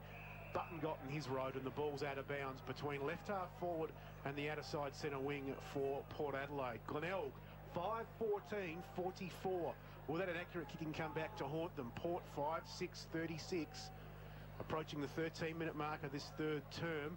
Stanley, outer side wing, can put Port to 50. Getting up, Perry couldn't take the mark. He's first to recover. Well done. Gets onto the left boot and kicks. A behind for the Magpies. 5-7-37. That's Port. Glenelg 5-14-44. Those were going through, weren't they, in that first quarter for Port Adelaide, and well, they have not kicked a goal since the first quarter. So we've gone now, how long have we gone, John, in this third quarter? 13 minutes. 13 minutes. So Port haven't kicked a goal since late in that first quarter. And I think they've actually kicked 6 behinds in a row, the Magpies. So we talk about the Tigers' goal-kicking yips. The Magpies have got it of recent times. As the kick comes in, Perry takes the mark, but infringed with Kirk. And the man they call Sauce will have the ball on the half-back flank. No one to hand pass to. Yes, it is. Josh Willoughby comes in to get the handball. Don't you love Ruckman? As he finds Murphy on the outer side. Murphy, a long kick into the breeze towards half forward. It was Thurgood, couldn't bring it in clearly. Kirkby trying to hand pass it forward onto, I think that's Fisher. His kick towards Grimer, top of the square. Grimer mark, but free kick. He's paid a push against Archie. Grimer went on and kicked the goal. Now, does that mean it's 25 metres? Not today. Big decision in the context of this game. You know, those goals down the tram line, the Jetty Road, the northern end, have been very hard to come by. Dan Frangos mentioned just the one goal down that end. In fact, have we had a goal this quarter yet? No. As the kick finds Elstone. So no one can get a 6-pointer at the moment. Free kick to the Tigers. It'll go the way of Panozzo, 70 out. Left half forward, grandstand side in front of the Life FM commentary team. It is the Bays by 7 points. Nearly 15 gone third term. No goals in this quarter. Cranston up for the mark, couldn't take it. Comes to half back for Port. Summerton there, dispossessed. Cranston goes in again. His opposite ruckman in Meikle John beats him though and kicks Port to half forward. Streaming out Adlington, well done. Trapped the ball at centre half back for the Bays. Got a handball out to Big Kirk. He was dispossessed in the tackle, but he had support there from teammates. Plant gave to Cranston, to Mills, and now it's Kane streaking down the outer side of the Bay Oval. He puts the Bays to the 450 arc, getting up, taking a good defensive mark is Corey Beard for Port Adelaide. And he can put the Maggies with a high kick back towards that outer side wing. Wrestling there, Perry and Kirk, fisted away by Kirk towards the line. Summerton just keeps it in for the Maggies. Now Plant comes through, tried to steal the ball. It's out of bounds. There'll be a boundary throw-in. Score check. Glenelg 5-14-44. Port 5-7-37. Approaching the 16-minute mark of this third term. And, yep, still 5 goals each. So Glenelg have had their chances this quarter to kick that goal. This might be their big chance now. Come to Willoughby, 70 out, heads for the hot spot, but Perkins, good positioning. Outpoints his opponent to the ball and takes the mark. He sends it down the direction of Trenko. Jackson Trenko with the ball. Kicks it straight down the wing in the direction of Murray. Murray gets rid of Mules, gets the ball. He's by the wing. Hand passes it back in board towards Stanley. Got a pretty crook. Oh, got two crook bounces. Did Stanley. Oh, it's tough at league level as we have a ball up, and we do have a lead change at Noarlunga. Sturd have kicked 4 goals to 1 in the third quarter. They're 8-10-58 South, 9-3-57. 15 minutes gone of the third quarter. Yeah, you could feel it happening as the Bay's off half back. Panozzo got it from Mules. Now it's Murphy. Grandstand side centre wing. Finds Big Button, who goes to ground. Front of the Glenelg interchange bench, but he's taken the mark, and that's the important thing. He chips to Willoughby. Hair flying wildly. Left shoulder strapped. Look at concentration on his face as he handballs over the top to Panozzo. Runs to half forward. Kicks to the hot spot. Getting up and able to take the mark. Plant. Where are the crumbers for the Bays? They're there. Ruwalt to Allen. 40 from goal. Wants to kick it. Got a man loose in Kane. He marks at 50. Spots a man up in the pocket. Josh Carr's free. And he takes the mark. Right forward pocket. 30 out. 45-degree angle. And the Port supporters in the crowd don't know what to do here. Oh, they're very confused. They're looking at Josh Carr thinking, gee, I want him to get back into form. I want him to kick a goal here. But he's playing against Port, so I don't want him to. Nah, the colour of the jumper will always win out. And, well, Port fans, wherever they are, upset because he's kicked the goal for the Bays. The first of this third term. Important one in the scheme of things. Glenelg 6-14-50. Port 5-7-37. 17.5 gone third term. You're on 107.9 Live FM, SANFL footy. The real deal. Why should you care that Paradise Motors Mazda is South Australia's most awarded Mazda dealer? Well, the reason we get awards is because of the way we look after you, the way we provide you with the best possible advice and service, and the way we ensure that you are happy with your new Mazda. Paradise Motors Mazda is South Australia's most awarded Mazda dealer because of what we do for you. Drop into 738 Lower North East Road, Paradise, and get the award-winning treatment from the Mazda people. Paradise Motors Mazda. Station sponsor. Well, Panozzo with a kick has found Kirkby at the attacking edge of the centre square. Goes for the 50-metre arc. Cranston! The ruckman's taken a mark. Waste no time. Got the runner in Murphy with the kick. This probably hasn't worked for the Tigers. The kick not the best. Murphy battling with McInerney. McInerney forcing the contest. He's going to win the football. No, he won't. It will go out of bounds. He's about to win the football. Some scores around the ground, but firstly, Daniel Frangos. Yeah, just an interesting one that against the wind, there's only been 2 goals kicked in this game, and Glenelg have kicked both of them. So you've got to say, and that's the margin at the moment. So whoever can kick goals against this wind, you'd have to say is going to win this game. Tigers by 13, coming home with the breeze. The Magpies have got around about 10 minutes to do something with it as it comes to Panozzo. Panozzo gets it back to Mules. So they're running off the half-back flank here, Glenelg. Coming towards Murphy. Bridge. Talk about a slips catch. Casey Carr was coming with speed. Luckily, Carr missed. A hand pass to Hall, though. Tackled by Dolling. Casey Carr spins around, gets it somehow on the boot, under pressure to Summerton. At ground level, Summerton picks it up. He's got some options in board. One of those is McInerney, marks 52 out. There was no one on the mark, but McInerney has decided, I've got the ball, I'm going to have a shot. He's taken some time about it, though. That's allowed for Lachlan Button to get back, a big man on the mark. So this will test it. You'd think with the breeze, young McInerney, who comes in with 2 goals on the season, has a chance. He's just totally sprayed that out of, in fact, it didn't even make the distance. It's a boundary throwing about 5 metres around from the point post. Well, not the worst result, I guess. It's still in the area, so they've got to make the most of this. One down by Button for the Bays, deep in defence. They don't make the most of it as Allen gives to his teammate there, and the Bays come out to defensive 50, where it's Kane and Mardling close to the line, wrestling for the footy, out of bounds. 55 out from Port Adelaide's goal. They're trailing by 13 points. 20 minutes gone. We've just ticked into time on in this third term. As Phil Hurden mentioned, their last shot with the breeze, it won't be a long quarter.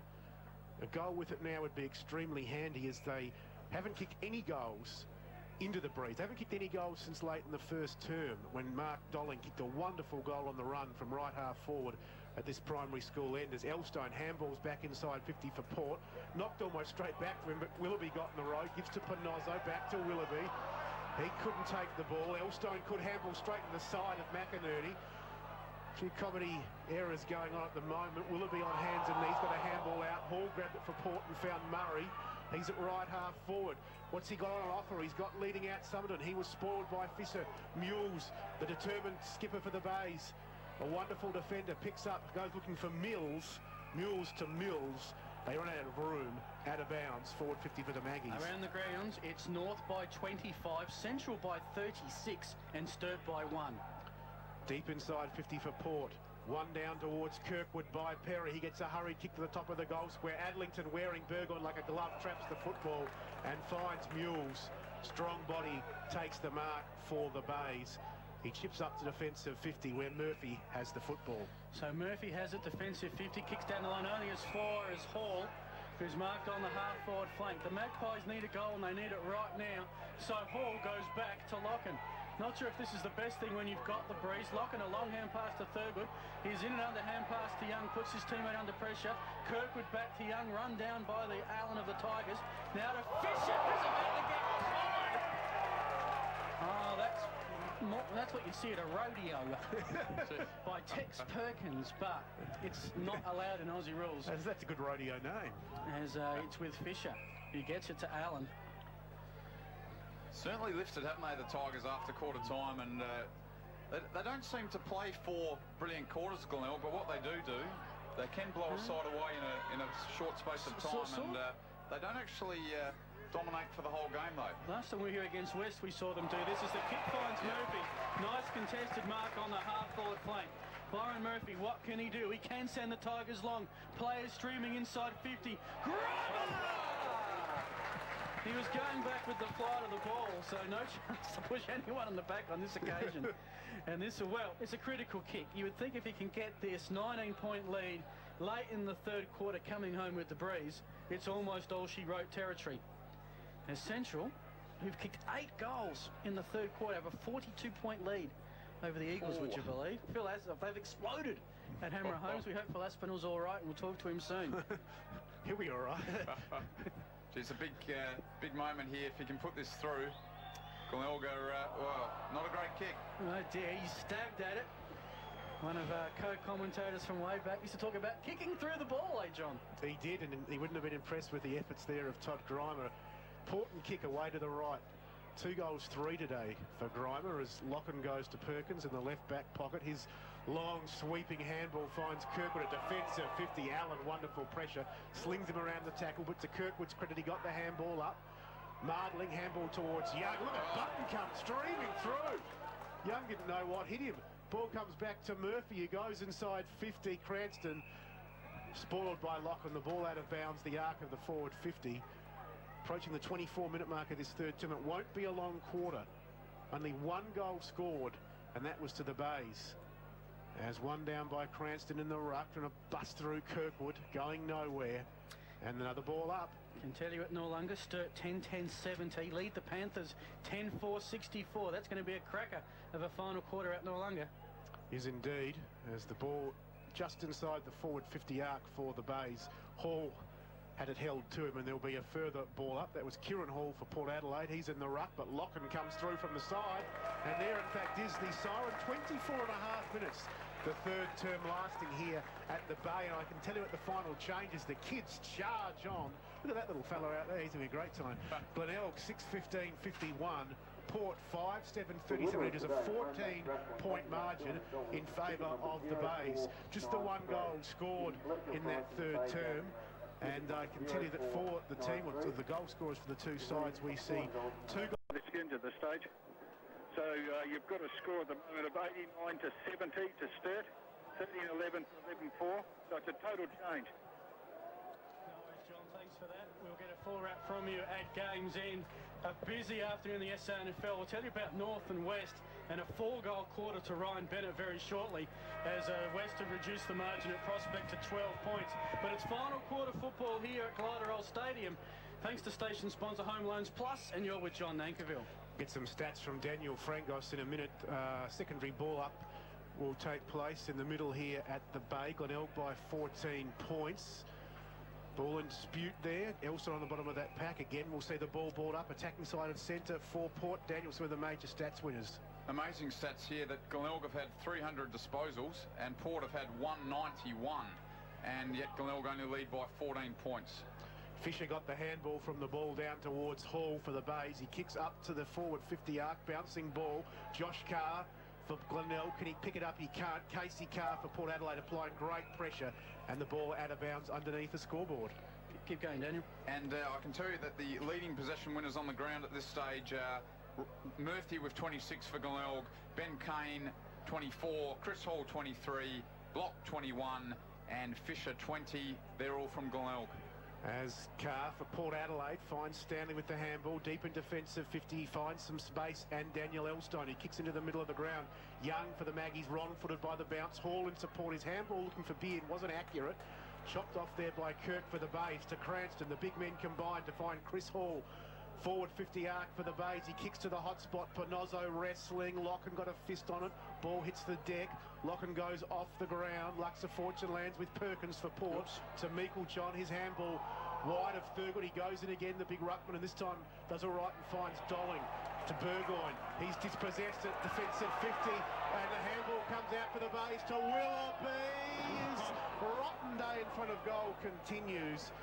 15 points the lead to the Bays. 6-16, that is 52. Port 5-7-37.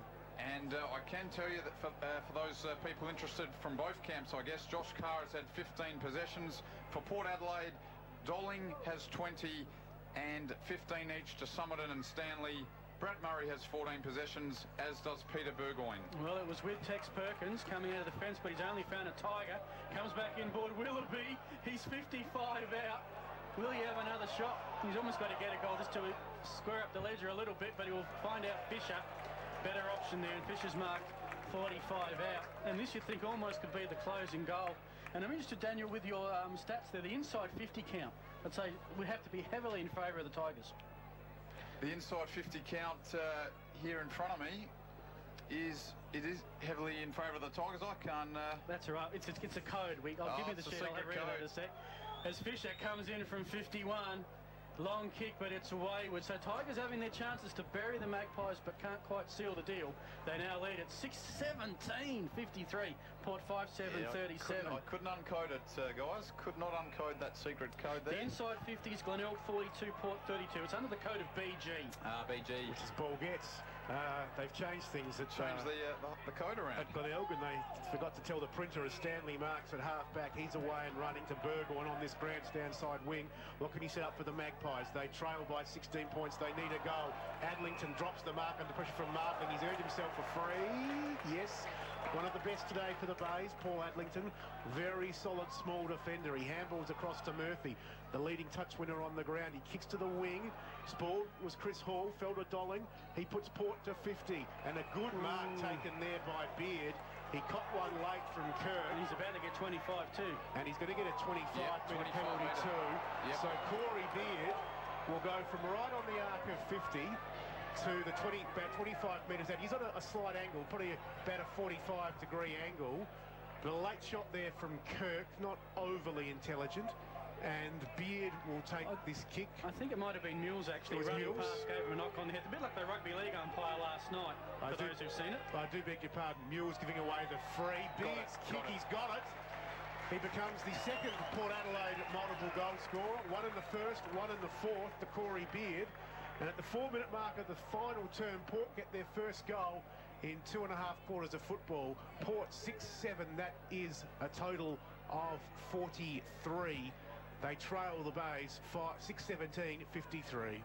And I guess for those people who have just joined our broadcast, that was Port's first goal, as John said there, since the first quarter, if you don't mind. And believe it or not, that was also Port's only goal at that end of the ground. Low scoring affair for the Magpies, but they only trail by 10 points.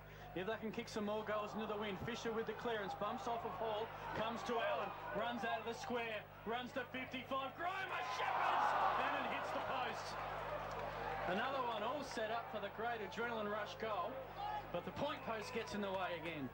So, in the meantime, Locken's found Stanley, defensive 50 grandstand, so looking for Elstone, a little nudge by Fisher.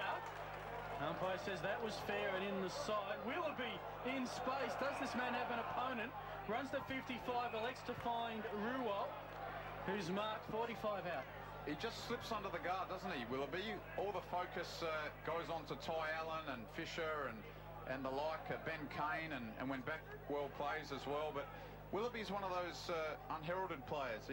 We know he's also been at the Sydney Swans, and of course in this Life FM commentary here. So he's been everywhere really, but he just slips under the guard, and he's become a very important member of this Glenelg side. 11 points the margin as Ruwalt looking to make it 17. Kicks from 49. It's a high kick. We can't see it. It's over the roof and is missed. So what's that? Jeez. 4 behinds this quarter to the Tigers. They are blowing their chances. 6-19-55. Port 6-7-43. And of course percentage is going to be very important at the end of the year, and Glenelg's percentage is 55, Central's is 54. Now that's before today's game. If Central's the way things are going, will have a better percentage than Glenelg, and of course the two sides play next week with top spot on the line. Locking to bring it back in for Port. He goes long and strong down the middle, but it's gone to block. Good last second sprawl there by Young. Sees the ball hit the deck at centre half forward for the Bays, but Dolling picks up underground handball to Thurgood, who in turn finds Perkins half back flank out of side of the ground, searching for Kirkwood. Does he mark inside the boundary? He doesn't. Out of bounds on the full. Murphy to take the free for the Bays. 6-19-55. They lead this contest by 12 points, 6-7-43. Murphy goes down the wing. Cranston easily outpointing Young in the marking contest. Big man then handballs to Kane, who goes inside 50, and a good grab taken by Archie. Playing game number 200, he's got Stanley. Playing game number 2 in the defensive goal square for Port. He kicks out to defensive 50, where Thurgood takes it, just keeps it in, kicks down the line to Murray, one of the few players who's fallen over in the middle of the ground today. Mud caked down the back of his jumper. The Port Adelaide vice-captain, a real trier, a real four-quarter performer for Port. He goes looking for Hall. He was spoiled. Comes down to Elstone for Port Adelaide. He's got Perry. He goes to ground on this grandstand side wing. He's got time to spin around, searching for Burgoyne. Murphy up high, spoiled it. Somebody know the crummer for the Magpies. Handballs towards Kirkwood, who was looking the other way. Ball goes past him. He tackles Ruwalt, holding the ball. It is. Good tackle, Zane Kirkwood. Just hard defensive football, and opportunity arises now for this Port Adelaide side to have a shot on goal. Daniel Frangos. Well, I spoke moments ago about Glenelg wanting percentage out of this game. I think Mark Micken will just want to get the win. Now at this stage he might. The Bays leading by 12 points. If Kirkwood is accurate at the 8.5-minute mark of the final term, it's a one-goal ball game, and Kirkwood's kick is a goal. Port Adelaide get the first 2 goals of this 4th term, and they are within one straight kick. Port Adelaide 7-7-49, Glenelg 6-19-55. Nearly 9 gone final term. Game on, Daniel Frangos. Absolutely incredible stuff here that Port hadn't kicked a goal since the first quarter. They couldn't buy a goal into the wind. In fact, Glenelg had only kicked 2 goals into the wind for the whole game. Suddenly, this contest has come alive here. The crowd's roaring. It's back to a 1-goal game. We'll give you some scores around the ground shortly if this game has a stoppage. But Allen with the clearance sends it in the Grimer direction. But another Tiger mark, and that's Kirkby who's taken a mark. And just as quickly as the Magpies get within 6, the Tigers have a shot. They haven't kicked a goal in this quarter. In fact, by my reckoning, they have kicked 4 behinds. The Magpies have kicked 2 goals. And so Port winning the quarter, bringing it back to a 6-point margin. This to extend it to 7 or 12. Kirkby comes in from 40, just puts it up and misses. 5 behinds. Talk about trying to kick yourself out of a contest. It is 6-20-56. 7-7-49 the Pies. Some other scores. Sturt got a wriggle on late in that 3rd quarter. They lead by 20 points. At Prospect, it is North Adelaide by 18. And at Elizabeth, it is Central District by 37. 26 scoring shots to 14 in favour of the Bays, yet they lead by a margin of just 7 points. Kirkby flew high, trying to keep the ball in the forward 50 area for the Bays. Got a hands on it, hits the deck. There'll be a ball up. And not the worst point then by Kirkby. Puts Glenelg up by 7 points. So You always want to kick a goal, but at least it's given Glenelg a 7-point buffer. Port now have to kick 2 goals. They do, and here they come through Murray. His kick not great into the middle of the ground, taken by the base skipper Mules to Adlington, to Fisher. Allen did well to tap it onto Block, who found Ruwal, who from just inside the centre square goes long to the pocket, way too long, out of bounds. Ball in. How far was that kick? It was a long kick. I'm talking 70-metre kick, but left forward pocket is where the ball come back into play. It's the Bays end. They lead by 7 points.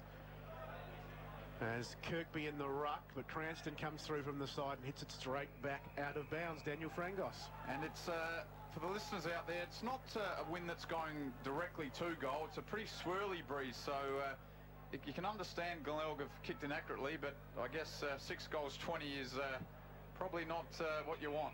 Just some AFL scores, 20-minute mark of both games. Geelong are home. They're going to win. They're ahead by 56 points. Meanwhile, Carlton lead by 36. So it'll be the Blues and the Cats to get up in the AFL this afternoon. 11 and a half gone, final term. Carr Sharks the hit down from Cranston beautifully.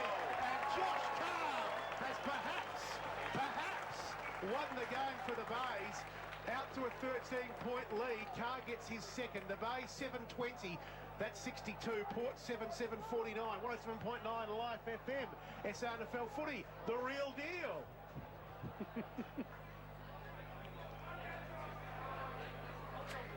The irony, John. The irony that Josh Carr could bob up there in the forward line. He's coming off the ground as we speak.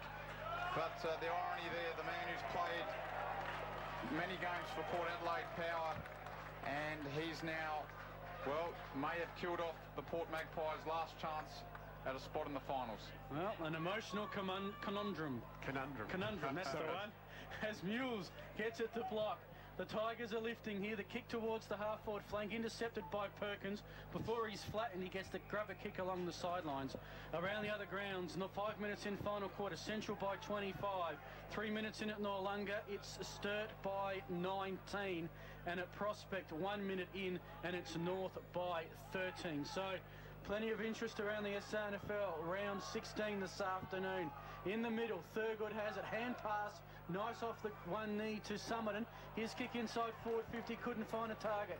Comes to Kirk, to Mules. It's bouncing through the cricket pitch. Stanley gets on a knee to get it.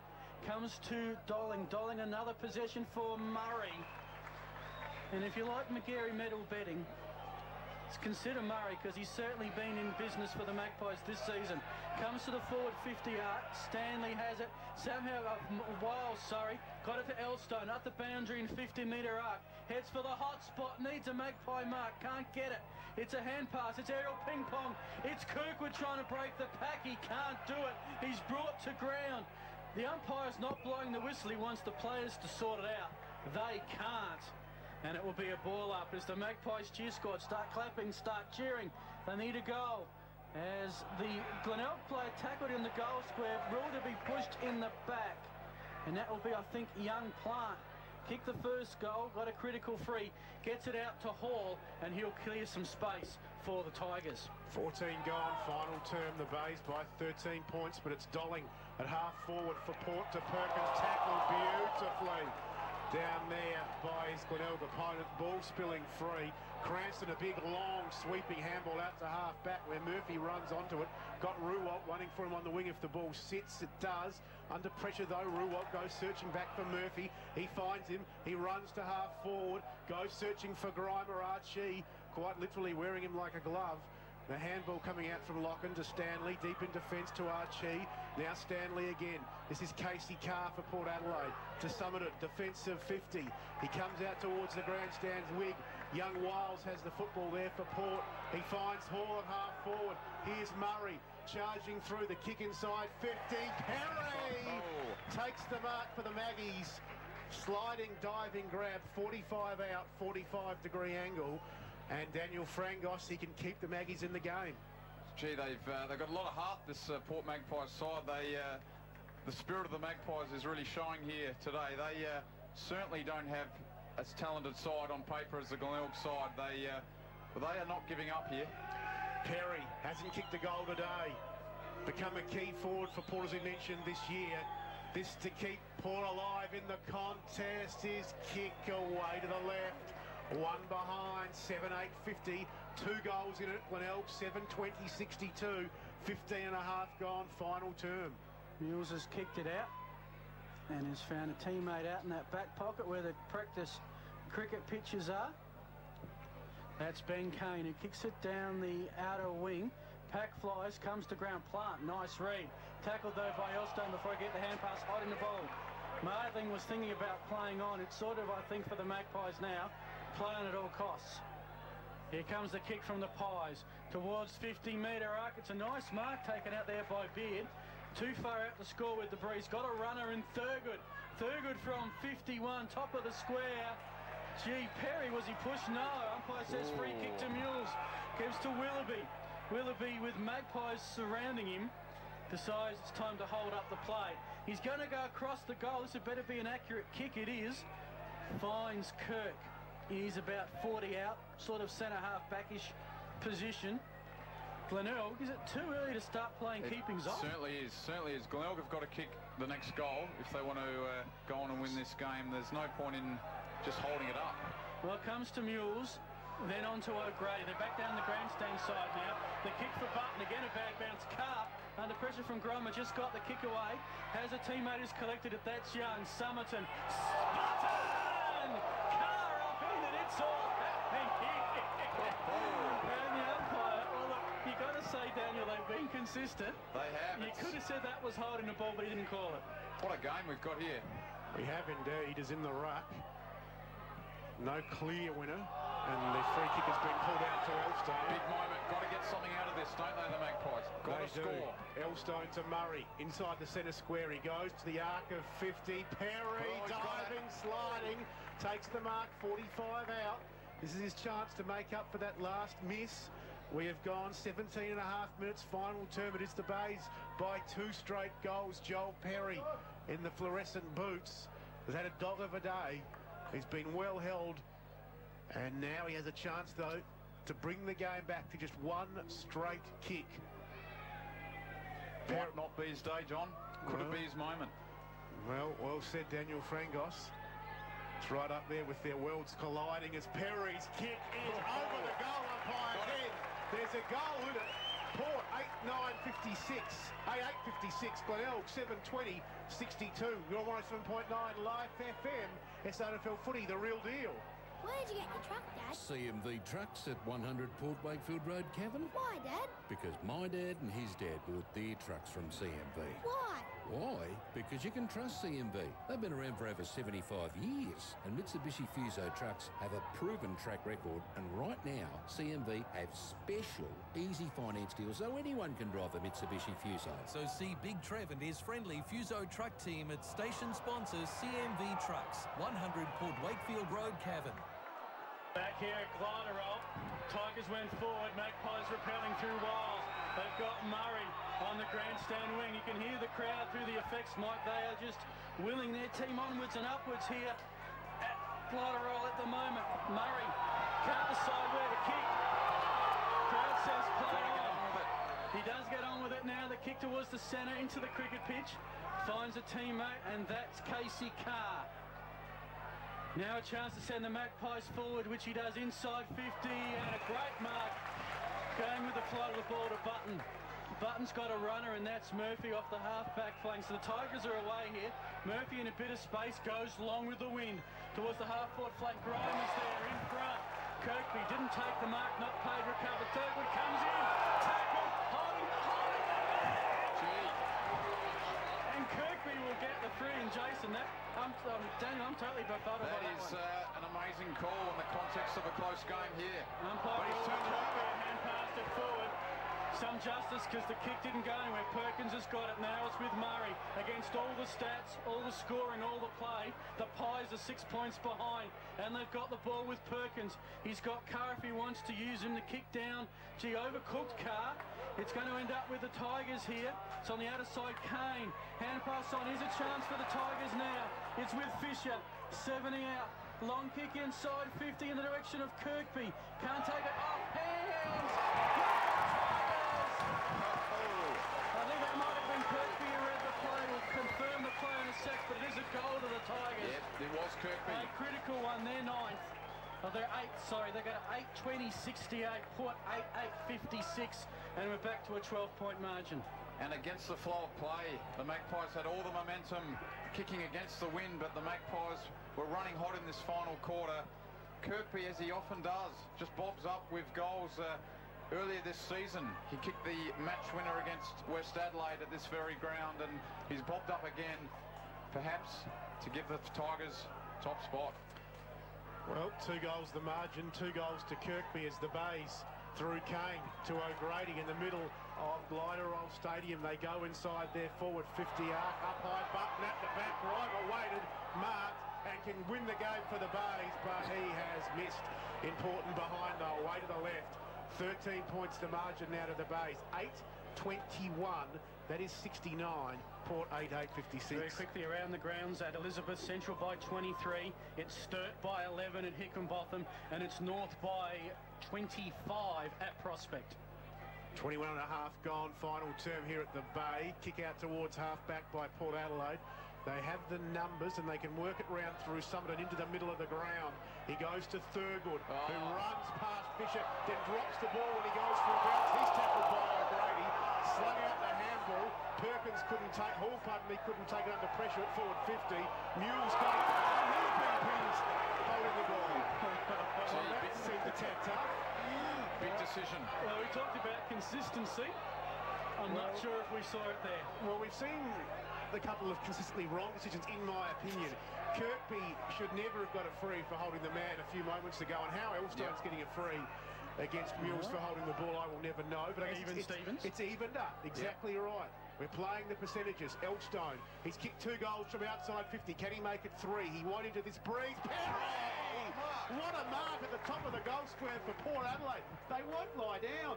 Full credit to Tim Ginnivan and the Magpies. Whatever happens today, they have just fought this game out magnificently.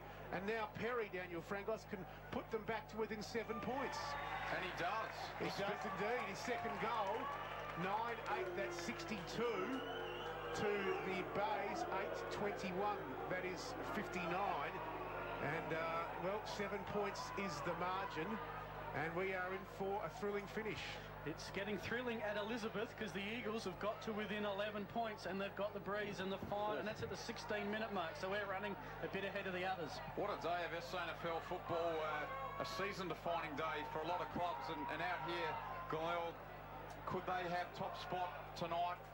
Port Magpies, they will not give in. The true spirit of Port Adelaide showing today. Meanwhile, Murray's got the kick to Elstone to Hall. The kick inside 50 by Summerton's found a Maggie. And it's McInerney. And this to reduce the margin to just 1 point. And McInerney, who coming into today, had kicked 2 goals, 2. I think he's got 1 on the afternoon, John. Yes, just check up McInerney. No, he hasn't kicked a goal. Well, no pressure. Only a 7-point margin at the 21-minute mark. Comes in from 45. He's dobbed it long and has missed. It's Port 9-9-63. Glenelg 8-21-69. We're back to a 6-point margin. About time I look up when the last time these two drew, I think. 24 gone, final term. Tim Ginnivan banging on the desk in the coach's box. Frustration. Who'd be a coach? Who'd be an umpire? Just 2 years ago. Who'd be a coach? Alberton. Just 2 years ago they had that draw at Alberton. That's right, as the kick from Mules, a long one to half-back. Kirk to Cranston. Under pressure, he shovels the ball out. The 2 14s clash, Allen and Elstone. It's Allen seeing it out of bounds for the Bays. 24 and a half gone, final term. All over in the AFL. Winners today, Geelong and Carlton. Right half forward for Port. That's where the footy is. Back into play. Cranston won it down. Allen tackled. There'll be a ball up, score check, the Bays, 8-21, that's 69, Port 9-9-63, a goal in it, won't be an overly long quarter, as trying to bust his way through on the bottom of the pack, the Bays player there, getting up last of all, Allen again, Daniel Frangos. Glenelg have had a lot of close wins this season, could the luck turn against them here? As Dolling streams away inside 50, Perry, did he mark it? No, not paid. The kick smothered there by Block. Bouncing free, 40 from goal. Block's got it tackled by Hall. Ball spills out. Fisher taken high. Yes. No, it was there. Only just, but it was there. It was hard football. Hard football from Hall, but he just infringed. I think it was actually Elstone with the infringing. He was slow to get up. He was hurt more in the collision than what Fisher was. Nowhere to go, guys. You're just going for the boundary. And he does indeed. The kick out towards the boundary, out of sight, grandstand side, right half back, finds touch. 25 and a half gone. Glenelg, 9.21. That's 69. Port, 9.63. Well, thrown in front of the Glenelg bench. You'd think 2 minutes at the most remaining in the game. 1 goal to the Maggies will draw it. Any score to the Tigers, they're home. 2 scores and the Maggies might get up. It's with Archie on the half-back flank. Samuel got the hand pass to Murray. To Thurber, who's been great in the final quarter. He's looking out there, but stepping shot. And Mules has taken the mark and caked himself in mud in the cricket pitch. And that might be all she wrote. It's a brown football as he's trying to find a dry spot on the Guernsey to wipe the mud off. And of course it also wastes time, which is handy. Mules will kick it towards half forward in the O'Grady direction. Comes to Murray, he's got it. Half back flank, goes long. It's all the Magpies can do. Mules will get in the way again. Doesn't get the greatest bounce, gets tackled. McInerney being a nuisance, but Mules tries to get the hand pass across to Kane. Willoughby in there, Pack descends. Umpire says my ball. And as we hit late stage of the final quarter, it's going to be a ball up, attacking side centre wing. 27 gone, final term. Perkins hits towards half forward, finds Panozzo in the way, and he sees it out of bounds. Left half forward for the Bays, exactly 27 gone. They lead by a goal. Who's going to stand up? Peter Burgoyne's been thrown forward. Everyone running forward into the Port forward line. Glenelg trying to clog it up here. One down the ruck by Hall. The Bays head on and take the victory. Heartbreak for the Maggies, but it was a classic encounter. But in the end, 27 minutes that final quarter running.